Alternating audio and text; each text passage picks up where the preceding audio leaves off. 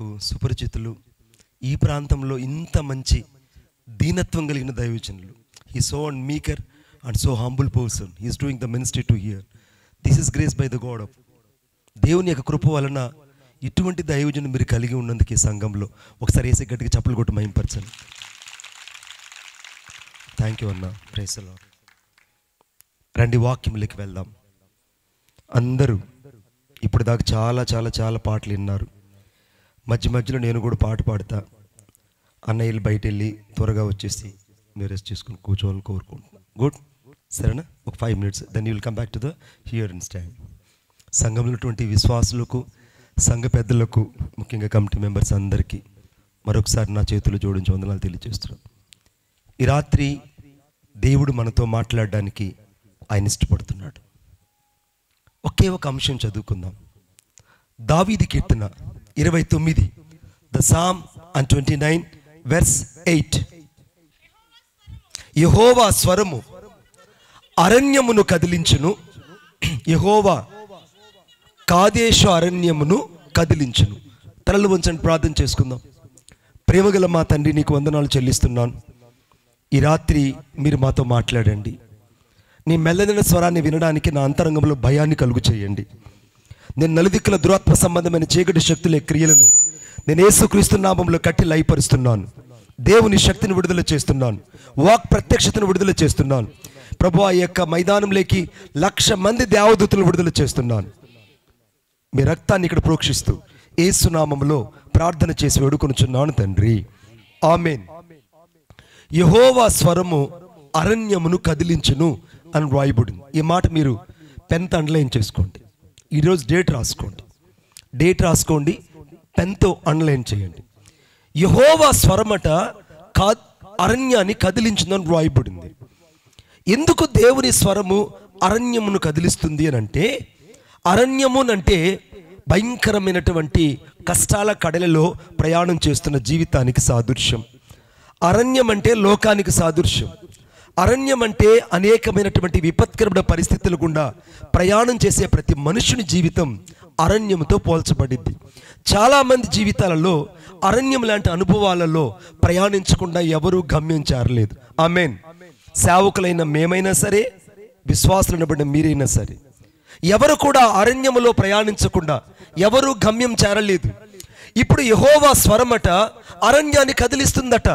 అంటే దేవుడు మన జీవితాలలో సంచరిస్తే, దేవుడు మన యొక్క బ్రతుకుల్లోకి సంచరిస్తే, దేవుడు మన వ్యక్తిగత జీవితాల్లో నిలిస్తే మన జీవితం కదిలించబడుతుందని అర్థం. చాలామందికి ఉన్నటువంటి సందేహం ఏంటంటే, దేవుడు నన్ను కదిలిస్తే నేను ఎందుకు ఇక్కడే ఉన్నాను అన్నయ్య? మణిబాబు గారు, నేను దేవుడు నన్ను కదిలిస్తే నేను ఎందుకు ఇక్కడ ఉన్నాను? అవును బిడ్డ, కొన్ని సందర్భాల్లో దేవుడు నిన్ను అణచి కుదిలించి కదిలించాలని దేవుడు ఎదురు చూస్తాడు. కానీ నీకు కావాల్సింది రాత్రి దేవుని స్వరం కావాలి. దేవుని స్వరం కావాలి. ఒక అమ్మాయి వేగంగా పరిగెడుతుంది, అది కూడా అరణ్యములో. ఒక బెహెర్షెబా అరణ్యము కటిక చీకటితో కూడింది. దట్టమైనటువంటి అడవి మృగాలు ఉన్నాయి, విష సర్పాలు ఉన్నాయి, రాళ్ళు రప్పలున్నాయి. ఆ అరణ్యంలో పరిగెడుతుంది. ఇప్పుడు ఆ పరుగు ఎలా ఉందంటే, ఆ యొక్క ఆదికాండం 21వ అధ్యాయం 14వ వచనంలో, కాబట్టి తెల్లవారినప్పుడు మధ్య భాగంలో బెహెర్షెబా అరణ్యములో ఇటు అటు తిరుగుచుంటుంది అని రాయబడింది. మరలా చూడండి ఆ వాక్యాన్ని ఒకసారి. బెహెర్షెబా అరణ్యములో ఇటు అటు తిరుగుచూ ఉండెను. కొంచెం మానిటర్ సౌండ్ పెంచండి, మానిటర్ కొంచెం సౌండ్ పెంచండి ప్లీజ్ అన్న. ఈమె ఇటు అటు తిరుగుతుంది. ఎవరు ఈమెనంటే హాగరు. అసలే ఆమె బానిసత్వ జీవితంలో ఉంది. ఏ యజమాని అయితే నమ్మిందో, ఏ యజమాని అయితే తన హృదయంలో ప్రేమించి అతనితో కాపురం చేసిందో, ఆ వ్యక్తి పుణ్యమా అని ఒక బాబు కూడా జన్మించాడు. ఇప్పుడు ఉన్నట్టుకుండా ఆ వ్యక్తి తనను విడిచిపెట్టేశాడు. తన జీవితం ఇప్పుడు నిరాదరణకు లోనయింది. తన జీవితం ఇప్పుడు ఎవ్వరికీ అర్థం కానంత కఠినమైన చీకటిగా మారిపోయింది. అంతకంటే ఎక్కువగా అరణ్యపు అనుభవము ఆమె జీవితం కొత్తగా ఉంది. చాలామంది స్త్రీలు, ఈ రాత్రి చాలామంది సహోదరులకి పరిశుద్ధాత్మ దేవుడు చెప్తున్నాడు ఏంటంటే, నీవు అరణ్యం లాంటి అనుభవాలలో ఉన్నావు, అరణ్యము గుండా ప్రయాణం చేస్తున్నావు. అరణ్యం లాంటి కష్టాల కడలలో నువ్వు ప్రయాణం చేస్తున్నావు, కానీ నీకు గమ్యం అర్థం కావట్లేదు. ఇటు అటు ఈ యొక్క సహోదరి తిరుగుతున్నట్టే నువ్వు కూడా తిరుగుతున్నావు. ఇప్పుడు ఈమె అరణ్యంలో తిరుగుతుంది. ఎలాగ తిరుగుతుందంటే గమ్యం అర్థం కావట్లేదు, మార్గం ఏంటో అర్థం కావట్లేదు. శ్యామ్ పాస్టర్ గారు ముందు కూర్చొని. ఆ గమ్యం అర్థం కావట్లేదు, ఎక్కడికి వెళ్ళాలో తనకు తెలియట్లేదు, ఎక్కడికి వెళ్ళి చేరాలో తనకు తెలియట్లేదు.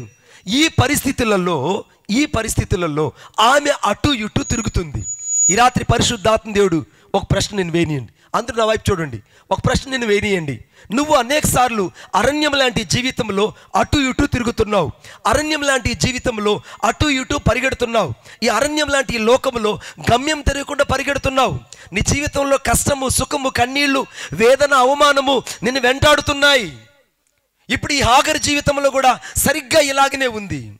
ఏ వ్యక్తినైతే తను నమ్మిందో ఆ నమ్మిన వ్యక్తి తనను అడవిలోకి పంపించేశాడు. పైపెచ్చు బిడ్డ ఈ పసిబిడ్డను తీసుకొని ఈ అరణ్యంలో ఎలాగ నడవాలో ఆమెకు అర్థం కావట్లేదు. చాలామంది విడువబడిన వారు లేదా విసర్జించబడిన వారు, తృణీకరించబడిన వారు, ప్రేమకు దూరమైన వారు, అందరి చేత నెట్టివేయబడిన వారు, ఒంటరితనం అనుభవిస్తున్న వారు ఈ హాగరుకి దగ్గరగా ఉన్నట్టే. ఈ రాత్రి హాగరుకి దగ్గరగా ఉన్నట్టే. ఇప్పుడు జరుగుతున్న సంఘటన ఏంటంటే ఈమె జీవితం ఎలా ఉందంటే చాలా దుర్భరంగా ఉంది. అరణ్యపు జీవితం. ఏ యజమానుడైతే తను నమ్ముకునిందో యజమానుడు ఆహారాన్ని, నీళ్ల తిత్తిని చేతికిచ్చి వెళ్ళొస్తానని చెప్పి వెళ్ళిపోయాడు. ఇప్పుడు బిడ్డ, చంక బిడ్డ, పైపెచ్చు తెచ్చుకున్న ఆహారం అయిపోయింది, నీళ్ళలో ఉన్నటువంటి ఆ నీళ్ల తిత్తి పూర్తి అయిపోయింది. ఇక దాహం కోసం పిల్లోడు ఏడుస్తున్నాడు, ఆకలి కోసం ఏడుస్తున్నాడు. తల్లికి పాలు రావట్లేదు, ఏం చేయాలో అర్థం కాలేదు. ఇక పరిగెత్తుకుంటూ వెళ్ళి అంత దూరాన ఆ యొక్క బిడ్డను ఆ పొదల చాటును పడేసి బోని ఏడుస్తుంది. పొదల చాటును బిడ్డను పడవేసింది, ఇక ఏడుస్తుంది. ఎంతగా ఏడుస్తుందంటే ఆ పిల్లోడు ఏడుస్తున్నాడు, తల్లి ఏడుస్తుంది, పిల్లోడు ఏడుస్తున్నాడు, తల్లి ఏడుస్తుంది.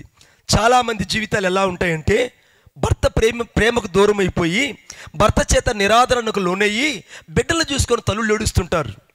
తల్లులు ఎవరిని చూసి ఏడుస్తారంటే భర్తను చూసి కాదు ఏడ్చేది. ఆ భర్త అనేక సార్లు ఆ భార్యను, బిడ్డలను ప్రేమించకపోవడం వల్ల ఆ ప్రేమకు వాళ్ళు దూరం అయిపోయారని వారు కన్నీరు మున్నీరుగా ఏడుస్తుంటారు. ఈ రాత్రి పరిశుద్ధాత్మ దేవుడు చెప్తున్నాడు, ఎక్కడ నువ్వు ఏడ్చావో, ఎక్కడ నువ్వు నిరాదరణకు లోనయ్యావో, ఎక్కడ నువ్వు ఒంటరితనాన్ని అనుభవించావో, ఎక్కడ నువ్వు మార్గం తెలియకుండా అటు ఇటు తిరిగావో, ఎక్కడ నీ జీవితం అంతా కూడా బెహర్షెబా అరణ్యం లాంటి అనుభవంలో నీవు ప్రయాణం చేస్తున్నావో, ఈ రాత్రి దేవుడు నీ జీవితంలో ప్రత్యక్షం కాబోతున్నాడు. కొట్టండి చప్పట్లు గట్టిగా. ఈ రాత్రి యేసుక్రీస్తు ప్రభు నీ జీవితంలో ప్రత్యక్షం కాబోతున్నాడు. ఈ రాత్రి యేసుక్రీస్తు ప్రభు నిరాదరణకు లోన నీ జీవితాన్ని ఆదరించబోతున్నాడు. ఈ రాత్రి యేసుక్రీస్తు ప్రభు నీ జీవితంలో గమ్యమే కానరాని నీకు ఒక గమ్యాన్ని తెలియచేయబోతున్నాడు. బిడ్డ ఏడుస్తుంటే ఈ తల్లి గుండెలు బాదుకుంటుంది.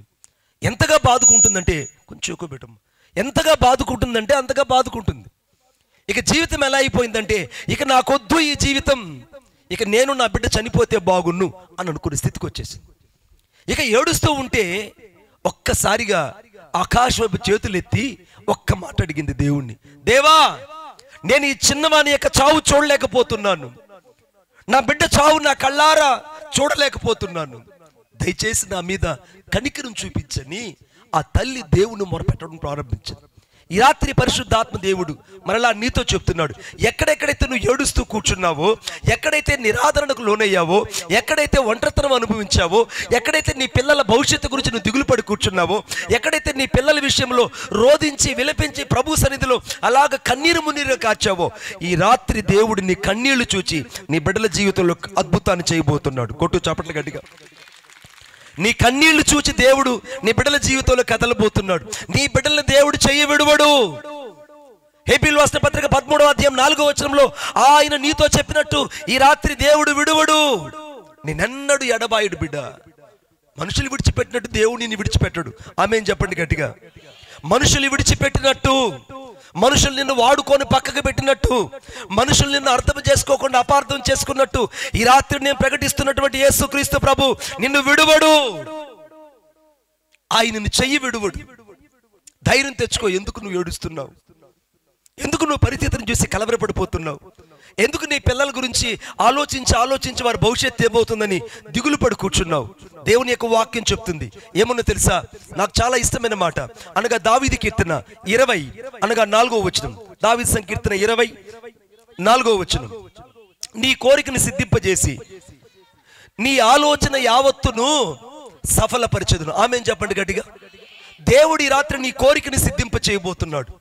ఏ కోరికైతే నీ బిడ్డల విషయంలో కలిగి ఉన్నావో, ఏ కోరికైతే నీ కుటుంబ వ్యవస్థలో కలిగి ఉన్నావో, దేన్నైతే నీ హృదయంలో ఆశిస్తున్నావో అది నీ బిడ్డల జీవితంలో దేవుడు చేయునుగాక. నీ బిడ్డల జీవితంలో దేవుడు అద్భుతాన్ని చేయబోతున్నాడు. ఎందుకు నువ్వు ఆలోచిస్తున్నావు? ఎందుకు నువ్వు చాలాసార్లు కంగారు పడిపోతున్నావు? నువ్వు నీ కుటుంబం ఎవరి చేతిలో ఉందో తెలుసా? భవిష్యత్తు నెరిగిన దేవుని చేతిలో నీ భవిష్యత్తు భద్రపరచబడి ఉంది. కొట్టు చప్పట్లు గట్టిగా. భవిష్యత్తు నెరిగిన దేవుని చేతిలో నీ భవిష్యత్తు ఉంది. భూత భవిష్యత్తు వర్తమాన కాలంలో ఉన్నవాడు నజరేయుడైన యేసుక్రీస్తు ప్రభువారు. ఆయన భవిష్యత్తులో నీ యొక్క భవిష్యత్తు దేవుని చేతిలో ఉంది బిడ్డ. ఆయన భవిష్యత్తు నెరిగిన దేవుడు. ఈ తల్లి ఏడుస్తూ ఉంది. ఆ ఏడుపుకు హద్దులు లేవు. ఎంతగా ఏడుస్తుంది ఇంకనుక కొద్దిసేపటికి బిడ్డ ఏమవుతాడో చూడలేక ఆ తల్లి గుండెలు బాదుకుంటుంది. అందుకే విలాప వాక్యములు 2వ అధ్యాయం 19వ వచనం రాయబడింది. విలాప వాక్యములు 2వ అధ్యాయం 19వ వచనం. నీవు లేచి రేయి మొదటి జామున నీళ్లు కుమ్మరించినట్లు నీ హృదయమును కుమ్మరించు. రేయి మొదటి జామున లేచి, నువ్వు అనేక సార్లు రేయి మొదటి జామున లేచి నీ బిడ్డల కోసం మొరపెట్టిన తల్లివి కదూ. నీ కుటుంబం కట్టుకోవాలని కన్నీరు మున్నీరుగా ఏడ్చి ప్రార్థన చేసిన బిడ్డ కదూ. నువ్వు దేని కొరకైతే ప్రయాసపడ్డావో, దేని కొరకైతే కన్నీరు కార్చావో, దేని కొరకైతే విలిపించావో, ఈ రాత్రి దేవుడు వాటన్నిటికీ జవాబునిచ్చి నిన్ను ఆశీర్వదించి పంపించబోతున్నాడు. కోటు చప్పట్లు గట్టిగా. నిన్ను ఆశీర్వదించి పంపించబోతున్నాడు దేవుడు. ఈ రాత్రి నిన్ను దీవించి పంపించబోతున్నాడు. నేను దేవుని ఆత్మతో నింపబడి చెప్తున్నాను. I have to fill by the holy spirit. I am speak to you in this night. దేవుని ఉద్దేశం అంటే తెలుసా? ఈ రాత్రి ఆయన నిన్ను విడువడు, ఎడబాయడు. ఆ చిన్నవాని యొక్క చావును చూడలేక ఆ తల్లి రోధిస్తుంది. వాడి భవిష్యత్తు ఏమవుతుందని దిగులు పెట్టుకుంటుంది. పైపొచ్చి అరణ్యంలో మేము ఈ యొక్క క్రూర మృగాలకి బలైపోతాయేమో అని కలవరపడిపోతుంది. ఈ రాత్రి అనేకమైన కలవరాలు నీ చుట్టూ ఉన్నాయేమో, అనేకమైన కలవరాలు నీ కుటుంబం చుట్టూ తిరుగుతున్నాయేమో, అనేకమైన కలవరాలు నీ యొక్క కుటుంబం చుట్టూ వెంటాడుతున్నాయేమో. నువ్వు ఆలోచించొద్దిక. నీ గురించి ఆలోచించేవారు ఒకరున్నారు, నీ పిల్లల గురించి ఆలోచించేవారు ఒకరున్నారు. నిన్ను నీ కుటుంబాన్ని ఒక ఉన్నత స్థితిలోకి తీసుకురావడానికి నీ కొరకు ఒక ప్రత్యేకమైన ప్రణాళిక కలిగిన దేవుడు నేను ప్రకటిస్తున్నటువంటి నజరేయుడైన యేసుక్రీస్తు ప్రభువు.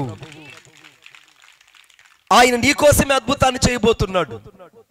ఈమె ఎలుగెత్తి ఏమని ప్రార్థన చేసింది ఏంటంటే, ఇక నేను ఆ చిన్న పిల్లవాని చావు చూడలేనయ్యా అని ఏడుస్తుంటే దేవుడు మాట్లాడాడు. హాగరు, హాగరు, ఒక్కసారి అటు చూడమ్మా అన్నాడు. అటు చూడగానే భూమి నెరలు విడిచి ఆ భూమి అంతర్భాగంలో నుంచి, భూమి యొక్క గర్భములో నుండి భూమి అలాగ చీలిపోయి ఒక ఊట పైకి అలాగ ఎగదన్నుకుంటూ వచ్చి భూమి మీద నిలబడింది. కొట్టు ఇంకా గట్టిగా. భూమి అలాగ చీలి ఆ భూమి యొక్క గర్భములో నుండి ఒక ఊట అమాంతంగా ఉబుకుతూ అమాంతంగా వచ్చి నేల మీద వచ్చి పడింది. ఊట పొంగుతుంది, నీళ్లు ఎల్లవలై పారుతున్నాయి. వెంటనే హాగరుతో చెప్పాడు, హాగరు ఆ నీటి ఊటను తీసుకెళ్ళి నీ కుమారుడికి తాపించమ్మా. ఆ నీళ్లు తీసుకెళ్ళి నీ కుమారుడికి తాపించు. ఇప్పుడు ఆ అరణ్యములో హాగర్ కనబడిన నీటి ఊట ఎవరో తెలుసా? అది సాధారణమైన నీటి ఊట కాదు. అది సాధారణమైన నీటి ఊట కాదు. సాక్షాత్తు నజరేయుడైన యేసుక్రీస్తు ప్రభువే హాగర్ కనపడ్డాడు. ఎందుకో తెలుసా? వాక్యంలో రాయబడింది, విశ్వసించిన వాడి కడుపులో నుండి జీవజల నదులు ప్రవహించును. సాక్షాత్ ఆ నీటి ఊట ఎవరో తెలుసా? యేసుక్రీస్తు ప్రభువే. నా యందు విశ్వాసం ఉంచిన వాని కడుపులో నుండి నేను ఊరుడి నీటి బుగ్గగా ఉన్నాను అన్నాడు. సాక్షాత్ యేసు ప్రభు ఏం చెప్పాడు? నా యందు విశ్వాసం ఉంచిన వాడికి నేను ఒక ఊరుడి నీటి బుగ్గగా కనబడతానన్నాడు. బ్రతికి నా యందు విశ్వాసం ఉంచిన వాడు ఎన్నటికీ చనిపోడు. యోహాను సువార్త 4వ అధ్యాయంలో నేనిచ్చి నీళ్లు తాగువాడు ఎప్పటికీ దప్పికొనడు. ఇప్పుడు ఆ అరణ్యములో హాగరు కనబడ్డ ఆ నీటి ఊట ఎవరో కాదు, సాక్షాత్తు యేసుక్రీస్తు ప్రభువు. ఒప్పుకుందాలు, గట్టిగా చప్పట్లు కొట్టండి, ఇంకా గట్టిగా. తండ్రి అయిన దేవుడు పరలోకంలో నుండి మాట్లాడితే కుమారుడు అక్కడ ప్రత్యక్షమయ్యి ఆ యొక్క బిడ్డ యొక్క దాహాన్ని తీర్చాడండి. ఈరోజు నా యేసయ్య నీ కుటుంబంలో ఉన్న ప్రతి అవసరాన్ని తీర్చబోతున్నాడు. నీ పిల్లల భవిష్యత్తుని దేవుడు దీవెనకరంగా మార్చబోతున్నాడు. నీ పిల్లలు ఎక్కడ నిరాదరణకు లోనయ్యారో, ఎక్కడ నీ బిడ్డలు విడవబడ్డారనుకున్నావో, ఎక్కడ నీ పిల్లల జీవితంలో అనేక సార్లు నువ్వు ఓడిపోయిన తల్లిదండ్రులుగా నిలిచబడ్డారో, అక్కడ దేవుడు మీ పిల్లలను విజయశాలులుగా నింపబోతున్నాడు. కొట్టు చప్పట్లు గట్టిగా. దేవుడు ఉన్నతమైన దీవెన దయచేయబోతున్నాడు, ఒక ఉన్నతమైన ఆశీర్వాదాన్ని ఇవ్వబోతున్నాడు. ఎందుకు నువ్వు దిగులు పడి కూర్చున్నావు? ఇప్పుడు ఆ ఊరుడి నీటి బొగ్గను చూసి, ఆ బుడబుడ పొంగుతున్నటువంటి ఆ యొక్క బొగ్గను చూసి ఆ నీళ్లు అమాంతంగా చేదుకొని ఆ యొక్క బిడ్డకు తాపిచ్చింది చేతులతో. ఇలాగ అరచేతులతో ఇలా తీసుకొని ఆ నీళ్లు తీసుకెళ్లి ఆ చిన్న బిడ్డకు తాపిచ్చింది. ఇష్మాయేలు తాగాడు, హాగరు తాగింది. ఇద్దరు తాగిన తర్వాత దేవుడు మాట్లాడాడు. ఏమని చెప్పాడంటే, హాగరు, ఇక్కడ నువ్వు ఏం చేస్తున్నావు బిడ్డ అని అడిగాడు. ఇక్కడ నువ్వు ఏం చేస్తున్నావు అని అంటే, అయ్యా నా పరిస్థితి ఇలా అయిపోయింది, యజమాను నన్ను ఇలాగ వదిలిపెట్టి వెళ్ళిపోయాడు, యజమానురాలు దృష్టికి నేను చాలా నీచమైన దానిగా మారిపోయిందని ఆమె అలా అనుకునింది, నా పరిస్థితి గమ్యం అర్థం కాలేదని చెప్పింది. బాగా గమనించండి, దేవుడు ఒక మాట చెప్పాడు. ఏమని తెలుసా?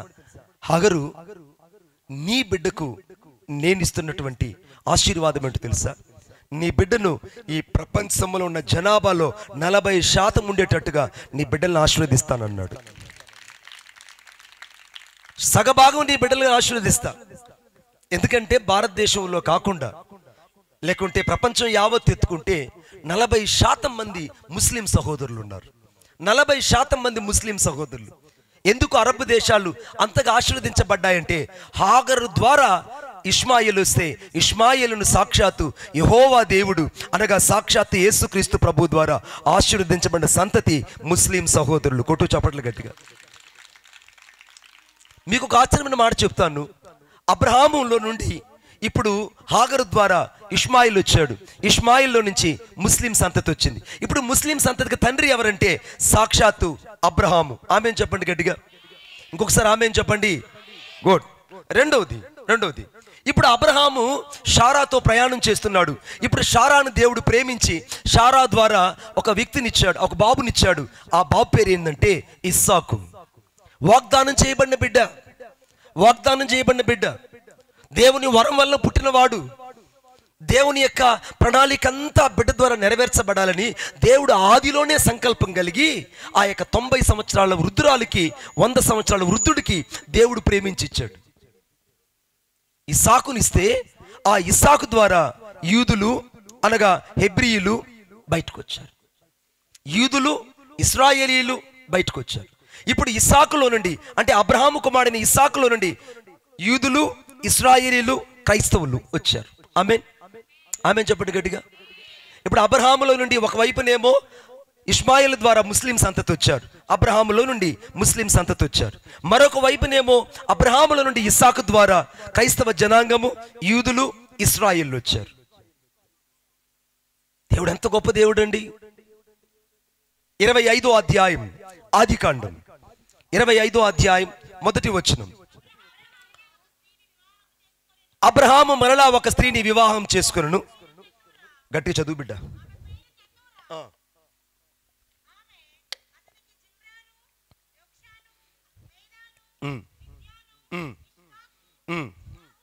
చాలు బిడ్డ. ఇప్పుడు అబ్రహాము 3వ పెళ్లి చేసుకున్నాడు. 3వ పెళ్లి చేసుకుంటే ఆమె పేరు కెతూరా అని రాయబడింది. ఆదికాండం 25వ అధ్యాయంలో కెతూరా అని రాయబడింది. ఈ కెతూరా ద్వారా అబ్రహాముకి ఒక 5 మంది బిడ్డలు వచ్చారు. జిమ్రాను, యొక్షాదు, మేయాదు, వీళ్ళందరూ కూడా బయటకు వచ్చారు. వచ్చిన తర్వాత ఈ ఉపపత్నులందరికీ అబ్రహాము బహుమతులు ఇచ్చి వారందరినీ తూర్పు దేశానికి కెతూరా సంతతి వెళ్ళిపోయింది. ఆమేన్. అంటే అబ్రహాము యొక్క 3వ సంతానం కెతూరా సంతతి తూర్పు దేశం వైపు తూర్పు తట్టు వెళ్ళిపోయారు. వాళ్ళు ఆ తర్వాత ఏమయ్యారో ఎవరికి తెలియదు. ఆ తర్వాత వాళ్ళ ఇతివృత్తాంతం ఏంటో ఎక్కడా ప్రస్తావించబడలేదు. ఆ తర్వాత వాళ్ళు ఎలాగ బ్రతికారో కూడా ఎవరికి తెలియదు. కానీ దేవుడు ఒక వాగ్దానం చేశాడు, అబ్రహాము నీ సంతానాన్ని నేను ఇసుక రేణువుల వల్లే ఆశీర్వదిస్తాను, నీ సంతానాన్ని నేను నక్షత్రాల వల్లే ఆశీర్వదిస్తాను. నువ్వెందుకు భయపడుతున్నావు? వాగ్దానం చేసిన దేవుడు నమ్మదగిన వాడు. ఈ రాత్రి దేవుడు అనేకమైన వాగ్దానాలు నీ కుటుంబంలో చేశాడు. అనేకమైన వాగ్దానాలు దేవుడు వ్యక్తిగతంగా నీకు ఇచ్చాడు. అనేకమైన దర్శనాలు దేవుడు నీకు ఇచ్చాడు. అనేకమైన ప్రవచనాలు దేవుడు ఇచ్చాడు.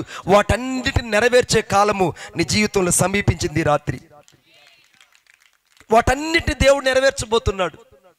వాటన్నిటిని దేవుడు దీవించి ఆశీర్వదించబోతున్నాడు నీ జీవితంలో.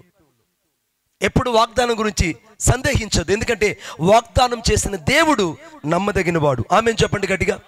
వాగ్దానం చేసిన దేవుడు నమ్మదగిన వాడు. ఈ మధ్య చోటుపురం ప్రాంతానికి, బాపట్ల ప్రాంతానికి సువార్తకి వెళ్తే అక్కడ ఒకడు వచ్చి సాక్ష్యం చెప్తున్నాడు. అద్భుతమైన సాక్ష్యం. దొంగలు కూడా సాక్ష్యం చెప్తారు కండి. వాడు ఇలాగా అక్కడ ఇక్కడ పనులు చేసుకుంటూ దొంగతనాలు చేస్తూ, చిల్లర దొంగతనాలు చేస్తూ 31వ తేదీ చర్చికి వచ్చాడంట. 31వ తేదీ న్యూ ఇయర్కి చర్చికి వచ్చాడు. వాడు 3 సార్లు వస్తాడంట చర్చికి. ఒకటి గుడ్ ఫ్రైడేకి వస్తాడు, ఆ రోజున ప్రసాదం పెట్టుకొని తినిపోతాడు. 2 మళ్ళీ క్రిస్మస్కి వస్తాడు, రొట్టెలు బిర్యానీ మొత్తం తినేసి వెళ్తాడు. 3వసారి మరలా వీడు న్యూ ఇయర్కి వస్తాడు, ఆ ఇచ్చే వాగ్దానం తీసుకుని వెళ్ళిపోతాడు. ఈ 3వసారి వీడు న్యూ ఇయర్కి వచ్చాడు దొంగ రాగానే వాడు ప్రార్థన చేసుకున్నాడంట మనసులో. ఏమనంటే, యేసయ్య ఈ సంవత్సరం నాకు మంచి వాగ్దానం ఇవ్వు. ఆమేన్. దొంగకు కూడా నమ్మకం ఉందండి, దొంగకు కూడా నమ్మకం ఉంది. ఆ దొంగ ఏమని ప్రార్థన చేస్తున్నాడంటే, నాకు ఒక మంచి వాగ్దానం ఇవ్వు అని ప్రార్థన చేసుకుంటూ స్తోత్రం స్తోత్రం స్తోత్రం అని చెప్తూ ఆ వాగ్దానం కార్డు అలా బయట తీశాడు. తీస్తానే నీవు చేయనిదంతయు సఫలమగును అని రాయబడింది. నువ్వు చేయనిదంతయు సఫలమగును అనగానే వాడు ఆ వాగ్దానం నమ్మి ఆ సంవత్సరం చెలరేగిపోయాడు. ఎక్కడ స్టార్టర్లు, ఎక్కడ మోటార్లు, ఎక్కడ వస్తువులన్నీ వాడు దొంగతనం చేసి అమ్మేసేవాడు. వాడుకున్న వాగ్దాన బలం ఏంటంటే, అన్నయ్య వాడుకున్న వాగ్దాన బలం ఏంటంటే, దేవుడు నాతో చెప్పాడు నేను చేయనిదంతయు సఫలమవుతుందని. అర్థమవుతుందా? వాడు ఆ సంవత్సరం చేసిన దొంగతనాలు ఏడా తెలియదండి. వాడికి కూడా ఒక నమ్మకం ఉంటుంది. చాలా మందికి వాగ్దానాల మీద నమ్మకం ఉంటుంది, కానీ వాగ్దానం చేసిన దేవుని మీద మాత్రం ఆధారపడరు. నీ జీవితంలో నీకు వాగ్దానం అంటే చిన్న కాగితం కానే కాదు. వాగ్దానం అంటే అది ప్రతిరోజు నీకు కనబడేటువంటి పరంపర కాదు. వాగ్దానం అంటే లేఖనాలను నెరవేర్చగలిగిన శక్తిని, అలాగనే ఆకాశం భూమి గతించిపోయినా ఆయన మాటలు ఎంత మాత్రము గతించవని వాగ్దానం చేసిన దేవుడే నజరేయుడైన యేసుక్రీస్తు ప్రభువు. ఆయన ఈ రాత్రి నీతో మాట్లాడుతున్నాడు. ఇప్పుడు ఈ కెతూర సంతతి ఏమైపోయింది ఎవరికి తెలియదు. కొన్ని సంవత్సరాలు గడిచిపోయాయి, 1000 సంవత్సరాలు గడిచిపోయాయి, దాదాపు 6000 సంవత్సరాలు అయిపోయింది. సరిగ్గా మత్తయి సువార్త 2వ అధ్యాయం 1వ వచనంలో తూర్పు దేశము నుండి, తూర్పు తట్టు నుండి కొంతమంది జ్ఞానులు ఆ నక్షత్రాన్ని చూచి ఆరాధించడానికి, నక్షత్రాన్ని చూచి శిశువు పుట్టిన చోటుని కనుగొందామని 3 దేశపు జ్ఞానులు బయలుదేరారు. ఆ 3 జ్ఞానుల్లో ప్రధానమైన వాళ్ళు ఎక్కడి నుంచి వచ్చారంటే తూర్పు తట్టు నుంచి వచ్చినట్టుగా దేవుని వాక్యం చెప్తుంది. ఈ కెతుర సంతతి వాళ్ళు అనగా హసారప్ప నాగరికత, సింధు నాగరికత, అలాగనే మెసొపొతేమియా నాగరికతలో వెళ్ళి వీళ్ళు స్థిరపడిపోయారు. హిస్టరీ చదివిన వాళ్ళకి బాగా అర్థమవుతుంది. హిస్టరీ చదివిన ప్రతి బిడ్డకు అర్థమవుతుంది. మెసొపొతేమియా నాగరికతలో ఈ హైందవులు, ఆర్యులందరూ కూడా వెళ్ళి అక్కడ స్థిరపడిపోయారు. అంటే అబ్రహాము సంతతి అయిన కెతూర సంతతి, కెతూర ద్వారా వచ్చినటువంటి ఈ యక్షాదు, మేధాదు, బిల్దాదు వీళ్ళందరూ వెళ్ళి ఆ యొక్క పంజాబు సింధు మైదానాలలో స్థిరపడిపోయారు. ఆరులుగా మార్చబడ్డారు, హైందవులుగా మార్చబడ్డారు. ఆస్ట్రానమీ, జ్యోతిష్క శాస్త్రం, శంఖ్యాశాస్త్రం, నక్షత్ర శాస్త్రం, శాస్త్ర బలము, రాశుల శాస్త్రాలు ఇవన్నీ కూడా వాళ్ళు ఉత్కంఠ పండితులై పఠించారు. ఇప్పుడు వాళ్ళ యొక్క పండితులైన వాళ్ళు ఈ యొక్క నక్షత్రాన్ని చూసి వెతుక్కోవడానికి కారణం ఏంటంటే వారు ఆస్ట్రానమీ చదివారు, జ్యోతిష్క శాస్త్రాన్ని చదివారు. నేటి దినాల్లో జ్యోతిష్ శాస్త్రం నమ్మేది ఎవరంటే నా హైందవ సహోదరులు. వారు జ్యోతిష్ శాస్త్రాన్ని నమ్ముతారు, రాసు బలాన్ని నమ్ముతారు, సంఖ్యాశాస్త్రం నమ్ముతారు, వాస్తుని నమ్ముతారు. అర్థమవుతుందా? ఎందుకు వీళ్ళు నమ్ముతారంటే వీరు సాక్షాత్తు కెతూర సంతతి, అబ్రహాము నుంచి వచ్చినటువంటి సంతతి అని దేవుని వాక్యం చెప్తుంది. ఒప్పుకుందాం, చప్పట్లు కొట్టండి గట్టిగా. ఈ అబ్రహాము నుంచి వచ్చినటువంటి వాళ్ళే ఈ కెతూర సంతతి ద్వారా హైందవ సహోదరులు వచ్చారు. ఇప్పుడున్న ఆర్యులు వచ్చారు. ఇప్పుడున్న మెసొపొతేమియా నాగరికత వచ్చింది, హజారప్ప నాగరికత వచ్చింది. మెసొపొతేమియా నాగరికతో పాటు సింధు మైదానటువంటి లోదుల్లో అనేక మంది ప్రాంత పరివాసములంతా ప్రజలు బ్రతికారు. వీళ్ళు కెతూర సంతతి అని వాక్యం చెప్తుంది. నేను నిరూపించి చూపించాను. వాక్యమే ఆధారము. ఇప్పుడు ఈ మనుషులు యేసుక్రీస్తు ప్రభు యొక్క వెతుక్కుని ఎతుక్కుంటూ వచ్చారండి. ఆ వచ్చిన వాళ్ళు ఎవరో తెలుసా? సాక్షాత్తు అబ్రహాము నుంచి వచ్చినటువంటి హైందవ సహోదరులు. ఆమేన్. ఇప్పుడు అబ్రహాములో నుంచి ముస్లిం సహోదరులు వచ్చారు, అబ్రహాములో నుండి హైందవ సహోదరులు వచ్చారు, అబ్రహాములో నుండి క్రైస్తవులు వచ్చారు. ఇప్పుడు అబ్రహాములో నుండి దేవుడిచ్చిన వాగ్దానం 100% నెరవేర్చబడింది. కొట్టు చప్పట్లు గట్టిగా, ఇంకా గట్టిగా. నీ జీవితం అటు ఇటు తిరుగుతూ ఉన్నా ఈ రాత్రి దేవుడిని ఆశీర్వదించబోతున్నాడు. ఈ రాత్రి దేవుడిని దీవించబోతున్నాడు. ఈ రాత్రి దేవుని యొక్క ప్రణాళిక నీ పట్లుంది. దేవుని యొక్క ప్రణాళిక నీ పట్లుంది. దేవుని యొక్క ఉద్దేశం నీ పట్లుంది. నువ్వెందుకు దిగులు పడుతూ కూర్చున్నావు? విశ్వసించిన వాడు కలవరపడని దేవుని వాక్యం చెప్తుంది. ఈ రాత్రి నువ్వు విశ్వసిస్తే నువ్వు కలవరపడవు. ఆ విశ్వాసం కూడా నజరేయుడైన యేసుక్రీస్తు ప్రభు మీద ఉండాలి. నజరేయుడైన యేసుక్రీస్తు ప్రభు మీద ఉండాలి. హల్లెలూయా, హల్లెలూయా. ఇంకా గట్టిగా గట్టిగా చెప్పండి. గుడ్. పాట సంఖ్య 17లో నుంచి ఓ పాట పాడుకుందాం. నేను చెప్తున్నాం కదా, ఈ పాటల పుస్తకంలో నుంచి, ఈ పాటల పుస్తకం మీ ఎద్దుకు తీసుకురాబడుతుంది. కావాల్సిన వాళ్ళు తీసుకోండి. 17వ పాట. నా గుండెల్లో నీవే, నా గుండె గుడిలో నీవే, నా తోడు నీవే, నా నీడవు నీవే. Thank you lord. నా దేవుడు ఈరోజు నిన్ను చెయ్యి విడువడు. నువ్వు అరణ్యం లాంటి అనుభవంలో అటు ఇటు తిరుగుతున్నా ఆయన ఈ రాత్రి నిన్ను ఓదార్చి నడిపించబోతున్నాడు.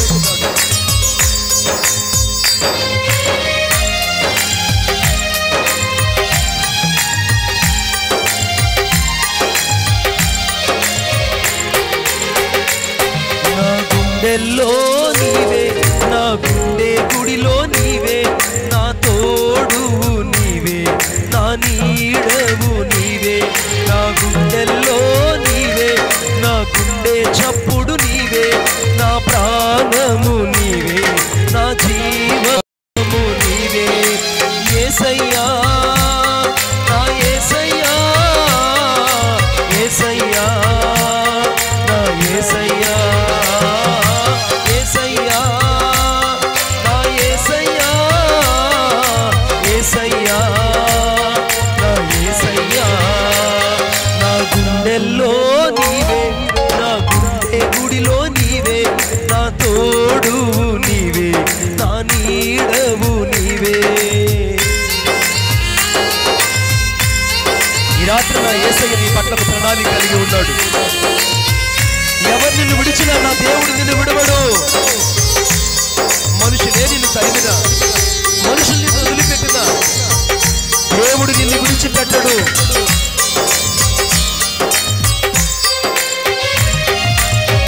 ఆమేన్, ఆమేన్, ఆమేన్. ఓ లార్డ్.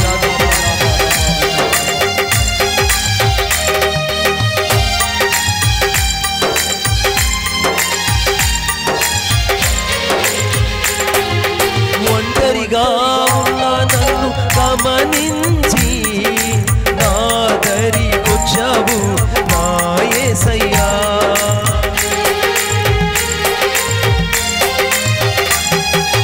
ఒంటరిగా ఉన్న నన్ను గమనించి నా దరికొచ్చావు నా యేసయ్యా. కష్టాలన్నీ చూసావు, కన్నీరంతా తుడిచావు, కష్టాలన్నీ చూసావు, కన్నీరంతా తుడిచావు. భయపడకు అన్నావు, నాకు తోడయ్యున్నావు. భయపడకు అన్నావు, నాకు తోడయ్యున్నావు. యేసయ్యా, నా యేసయ్యా, యేసయ్యా, నా యేసయ్యా, యేసయ్యా, నా యేసయ్యా, యేసయ్యా, నా యేసయ్యా. నా గుండెల్లో నీవే, నా గుండె గుడిలో నీవే, నా తోడు నీవే, నా నీడవు నీవే.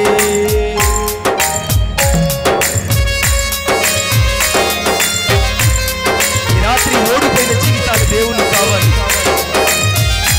విరిగి నలిగిపోయిన జీవితాలు దేవుని కావాలి. నిస్సహాయంతో ఉన్న జీవితాలు, అలిసిపోయిన జీవితాలు అటు ఇటు తిరుగుతున్న జీవితాలు నా యేసయ్య ఆశీర్వదించబోతున్నాడు.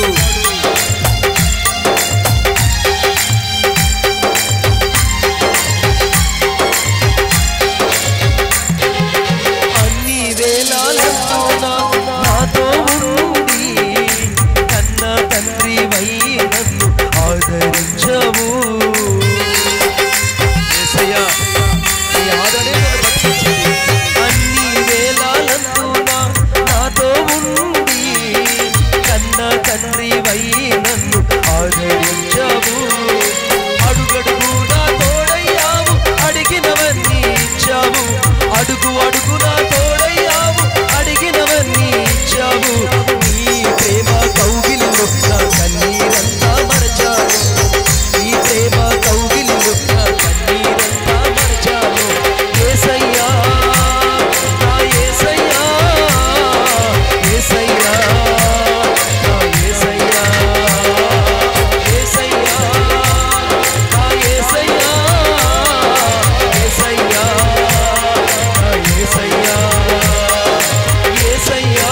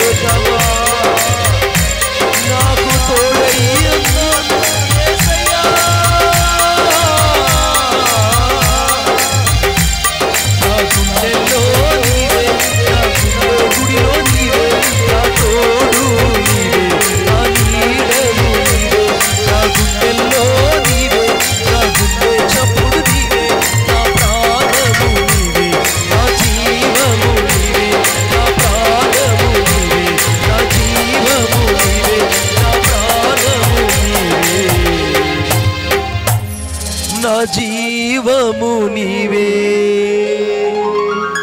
నా గుండెల్లో నీవే, నా గుండె గుడిలో నీవే. యేసయ్యా ఈ రాత్రి నీ గుండెల్లో యేసయ్య ఉన్నాడు. మనుషులు విడినంత ఈజీగా ఆయనని విడుగుడు బిడ్డ. మనుషులు నీ అవసరం తీరిపోయి ఉండొచ్చేమో, మనుషులు నిన్ను ఒక డస్ట్బిన్ లాగా చూసి పడేసి ఉండొచ్చేమో, మనుషులు నిన్ను వాడుకొని ఒక విలువలేని వ్యక్తిగా నిన్ను పడేసి ఉండొచ్చేమో. కానీ ఆ బెహెర్షెబా అరణ్యంలో అటు ఇటు తిరుగుతున్న ఆమె ద్వారా దేవుడు ఈ భూలోకాన్ని ఆశీర్వదించడానికి ఇష్టపడ్డాడే, అదే దేవుడు ఈరోజు అటు ఇటు తిరుగుతున్న నిన్ను అరణ్యంలో నుండి ఆశీర్వదించబోతున్నాడు. కొట్టు చప్పట్ల గట్టిగా, అరణ్యంలో ఉన్న నిన్ను ఆశీర్వదించబోతున్నాడు. అరణ్యం లాంటి అనుభవాలలో ఉన్న ప్రతి బిడ్డను దేవుడి రాత్రి లేవనెత్తబోతున్నాడు. కలవర పడిపోకు, యేసు వైపు చూడు, యేసు వైపు చూడు. మీకు ఒక మాట చెప్తాను, నేను చదవండి నాతో పాటు. ద్వితీయోపదేశకాండం. అందరూ బైబిల్ తీయాలని నేను కోరుకుంటున్నాను. ద్వితీయోపదేశకాండం. మీరు బైబిల్ తీరనుకుంటాగా, చాలామంది తీయట్లే. ద్వితీయోపదేశకాండం 1వ అధ్యాయం 31వ వచనం. ద్వితీయోపదేశకాండం 1వ అధ్యాయం 31వ వచనం. ఐగుప్తు దేశంలోను, ఈ మాట నోట్ చేసుకోవాలి. మళ్ళీ అక్కడ ఏం కనపడింది? అక్కడ అరణ్యములోను, ఐగుప్తు దేశంలోను అరణ్యములోను మీ కొరకు చేసినట్టు మీ పక్షముగా యుద్ధము చేయును. మీరు ఈ చోటికి చేరు వరకు మీరు వచ్చిన మార్గం అంతటిలోను మనుషుడు తన కుమారుని ఎత్తుకున్నట్లు మీ దేవుడైన యెహోవా మిమ్మల్ని ఎత్తుకుని వచ్చిన సంగతి మీరు ఎరుగుదురని మీతో చెప్పితిని. బాగా గమనించండి, ఈ ద్వితీయోపదేశకాండం 1వ అధ్యాయం 31వ వచనంలో ఐగుప్తులో అరణ్యములో ఇశ్రాయేలీయులు తిరుగుతున్నారు. దాదాపు ఐగుప్తు నుంచి విడిపించబడిన ఇశ్రాయేలీయులు 40 రోజుల్లో కానానుకు చేరుకుంటారు. యాక్చువల్గా 40 రోజుల్లో చేరుకుంటారు. అంతే కదా పాస్టర్ గారు? అంతే కదా అయ్య గారు? 40 days they will be reach to the Conan. 40 రోజుల్లో వాళ్ళు చేరుకుంటారు. కానీ వారి అవిధేయత వల్ల, వారి యొక్క తిరుగుబాటు వల్ల, దేవునికి వారు లోబడకపోవడం వల్ల దేవుడు వారిని 40 సంవత్సరాలు నడిపించాడండి. 40 రోజులు ఎక్కడ, 40 సంవత్సరాలు ఎక్కడ? దేవుని ఉద్దేశం ఏంటంటే నిన్ను నడిపిస్తూ ఉన్నాడు. నువ్వు ఎప్పుడో గమ్యం చేరాలి, గమ్యం చేరిపోయే రోజు సమీపించింది. కానీ ఇంకా నువ్వు గమ్యం చేరలేదనంటే దేవుడు నీకు దూరం అయ్యాడని కాదని అర్థం. అందరికీ ఉద్యోగాలు వస్తున్నాయి, నీకు ఉద్యోగం రాలేదనంటే, అందరూ బాగుపడుతున్నారు, నువ్వు బాగుపడలేదనంటే దేవుడు నిన్ను విడిచిపెట్టాడని కాదని అర్థం. దేవుడు నీకు దూరం అయ్యాడని కాదని అర్థము. దేవుడిని నడిపిస్తూ నడిపిస్తూ తానేమై ఉన్నాడు నీ ఒక్కరికే ప్రత్యక్షం అవడానికే తను తాను బయలుపరుచుకుంటాడు. కొట్టు చప్పట్లు గట్టిగా. నీ ఒక్కరి జీవితంలోనే, నీ జీవితంలోనే సాక్షాత్ దేవుడు తన తాను బయలుపరుచుకోవడానికి దేవుడు అరణ్యపు అనుభవంలో ఇశ్రాయేలు నడిపించినట్టు నిన్ను నడిపిస్తున్నాడు. ఇశ్రాయేలు ఇప్పుడు అరణ్యములో నడుస్తూ ఉన్నారు. దేవుడు వారి కొరకు ఆశ్చర్యాలు, అద్భుతాలు అవన్నీ ఎక్కడ జరిగాయంటే విశాలమైన ప్రదేశంలో దేవుడు ఎప్పుడు అద్భుతాలు చేయడు. ఆమేన్ చెప్పండి గట్టిగా.